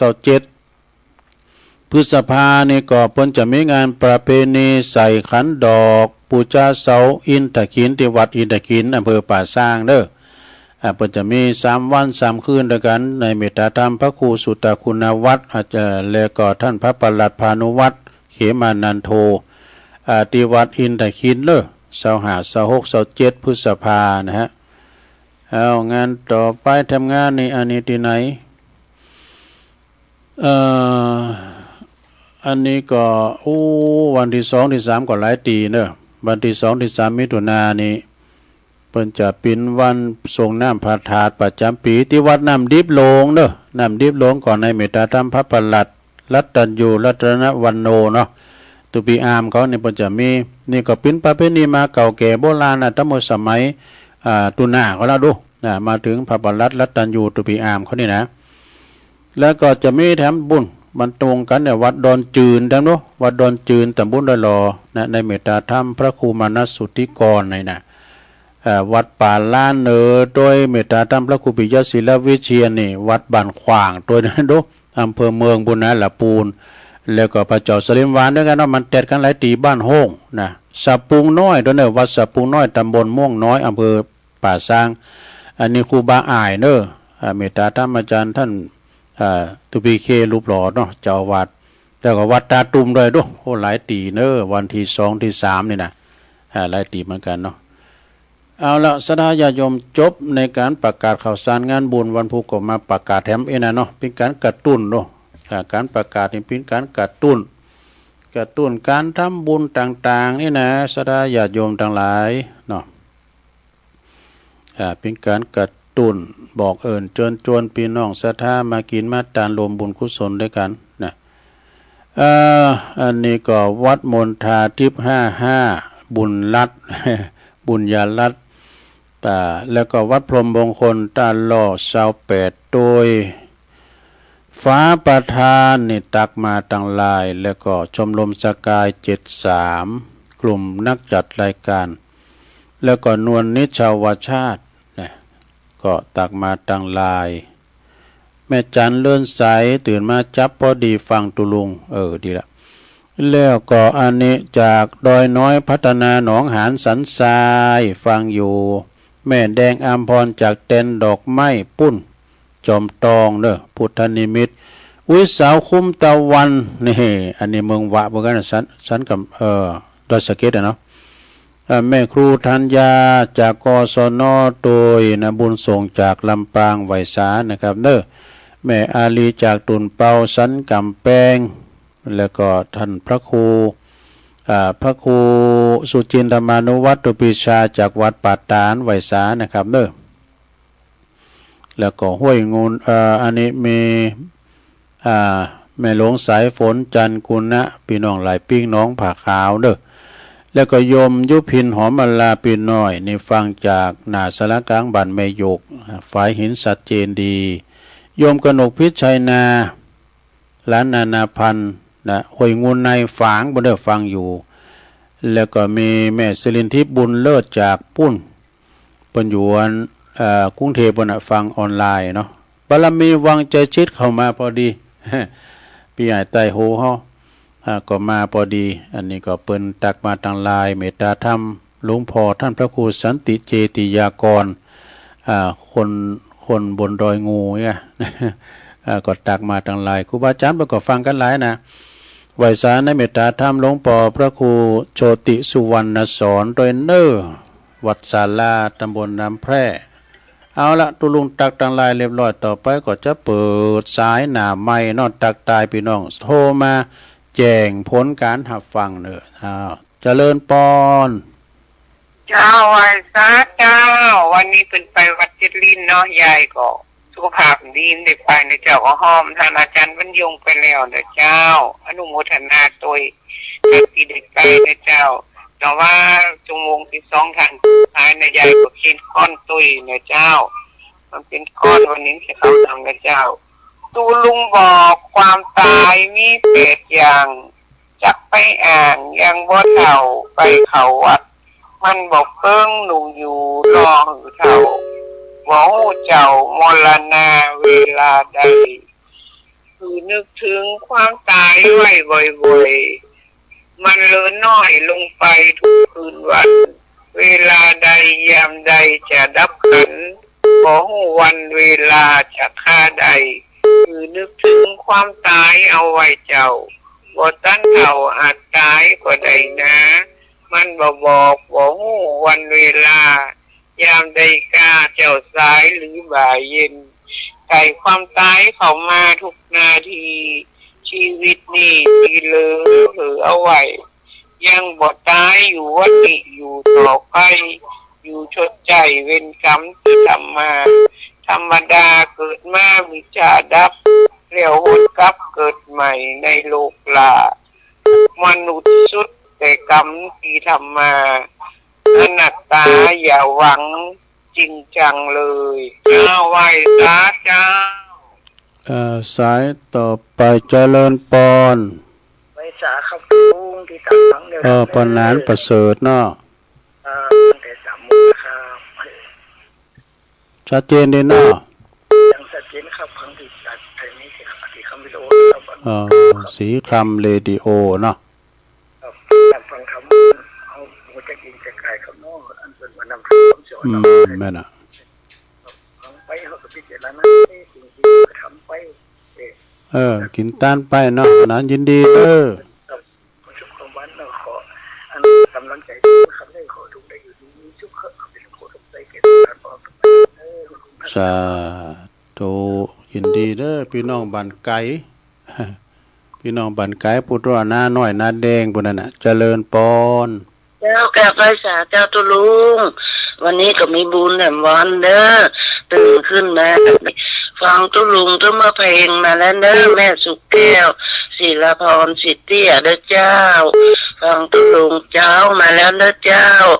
กราบไหว้สาเจ้าตุลุงเจ้าสาธุเด้อเจ้าเด้อ0899555656เจริญปอนไหว้สาเจ้าตุลุงฟังอยู่เนอะหมด9เจ้าเจริญปอนเจริญปอนราชการครับหลวงพ่อกะอากาศเย็นนะอาจารย์เนาะฝนไม่แน่นอนเลยฝนลงน้อยตอนกลางคืนนะฝนตกกะนิดหน่อยไม่มากน่าวันนี้ก็อ่อนหน่อยเดียวตกหน่อยเดียวพอเปียกไม่ทั่วโลกนี่ฝนตกไม่ทั่วฟ้าครับไว้สาครับหลวงพ่อกฤษเจริญปอนครับไว้สาตุลุงป่อบุญตันการงานเป็นยังไงนักเรียนตุลุงเนาะแล้วไปตะกี้กันย่าฝนอ่อยมาหน่อยใจเนี่ยดีเด้อขอสาธุอนุโมทนาป่อบุญตันหน่อย3 หยอดเนาะเจริญปอน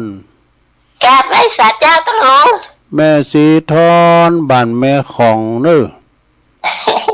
เจ้าฟังอยู่เจ้างานวัดเพิ่นมีวันใดก็วัดครูบาวันที่19ตอนบ่ายเจ้าพวกวันฮือเนี่ยกันเนาะศีลหน้าเนี่ยกันเจ้าชัดเจนนี่นะตุลุงยินดีเน้อเจ้าโมทนาสาธุ0899556506 วันนี้ก็คณะสงฆ์เฮาก็จะไปกันหลายอยู่เด้อที่วัดเจ็ดลินปินจะภาพคืนนี้ท่านพระครูอาทรวิสุทธิคุณครูบาบุญตันเด้อเจ้าคณะอำเภอหางดงวัดหนองตะละละลอง เพื่อจะได้ไปแสดงธรรมคืนนี้เด้อแต่คืนแล้วนี่ก็ในเมตตาธรรมของพระเดชพระคุณพระสุวรรณเมธีเปิ่นเป็นรองเจ้าคณะจังหวัดเชียงใหม่วัดพระธาตุเจ้าสลีจอมทองเจริญปอนภาษาเจ้าทุลุงมาเองก็ชื่อชีวิตเด้อว่าไปภาษาเจ้าแสงไฟสว่างตาแสงธรรมะสว่างใจสว่างตาได้แสงไฟสว่างใจได้แสงธรรมเจ้าฟังชัดเจนให้คนสัตว์ทุลุงเด้อโอ้ยินดีเน้อภาษาเจ้าตุ0899556506วันผูกเจ้าก็มาอยู่เน้อตามเวลาดังกล่าวเหมือนเดิมตี 3 ถึง 5 โมงเนาะวันนี้วันพฤหัสกันเดียวเธอต่อจากตุลุงนี่ก็ท่านพระครูอภิวัฒนวิกรมจ้า ก็ลองถ่าดาฟังวันเด้อต่อจากตุลุงนะวันพัดนี่นะผูกในวันศุกร์ก็ตุลุงแดงพระครูโจรทานพิทักษ์ท่านพระอาจารย์ไมตรีขเวสโกมโนลีวัดพระพุทธบาทตีนดอยเนอะเนี่ยประจะมีต่อกันไปช่วงแรกก็ตุลุงช่วงที่สองก็เพิ่นก็ทัดหลั่นกันไปเนาะพอตุลุงมันตื่นเจ้า แล้วก็ในวันพุกนี่ก็เป็นวันศุกร์วันฮื้อกับวันเสาร์เนาะวันเสาร์นี่ก็วัดสองแควเพิ่นก็จะเริ่มงานแล้วแต่ว่าวัดพระบาทตักผ้าก็เริ่มตั้งแต่วันนี้เป็นต้นไปเนาะสดาญาโยมก็ไปแอวกันเด้อไปส่งน้ำพระธาตุกันเด้อ15 ถึง 19ที่วัดพระพุทธบาทตากผ้า18 19ก็ที่วัดแม่ของเด้ออินทวิชัยนะวัดของหลวงพ่อรองเจ้าคณะอำเภอสันป่าตองเนาะที่วัดของแม่สีทอนเขานะเราสมควรเวลาตุลุงนำรายการจากลาสตาไปก่อนเริ่มพวกเจ้าปักกันใหม่เนอจัตตาโลธรรมาวัฏันติอายุวันโนสุขังปะลัง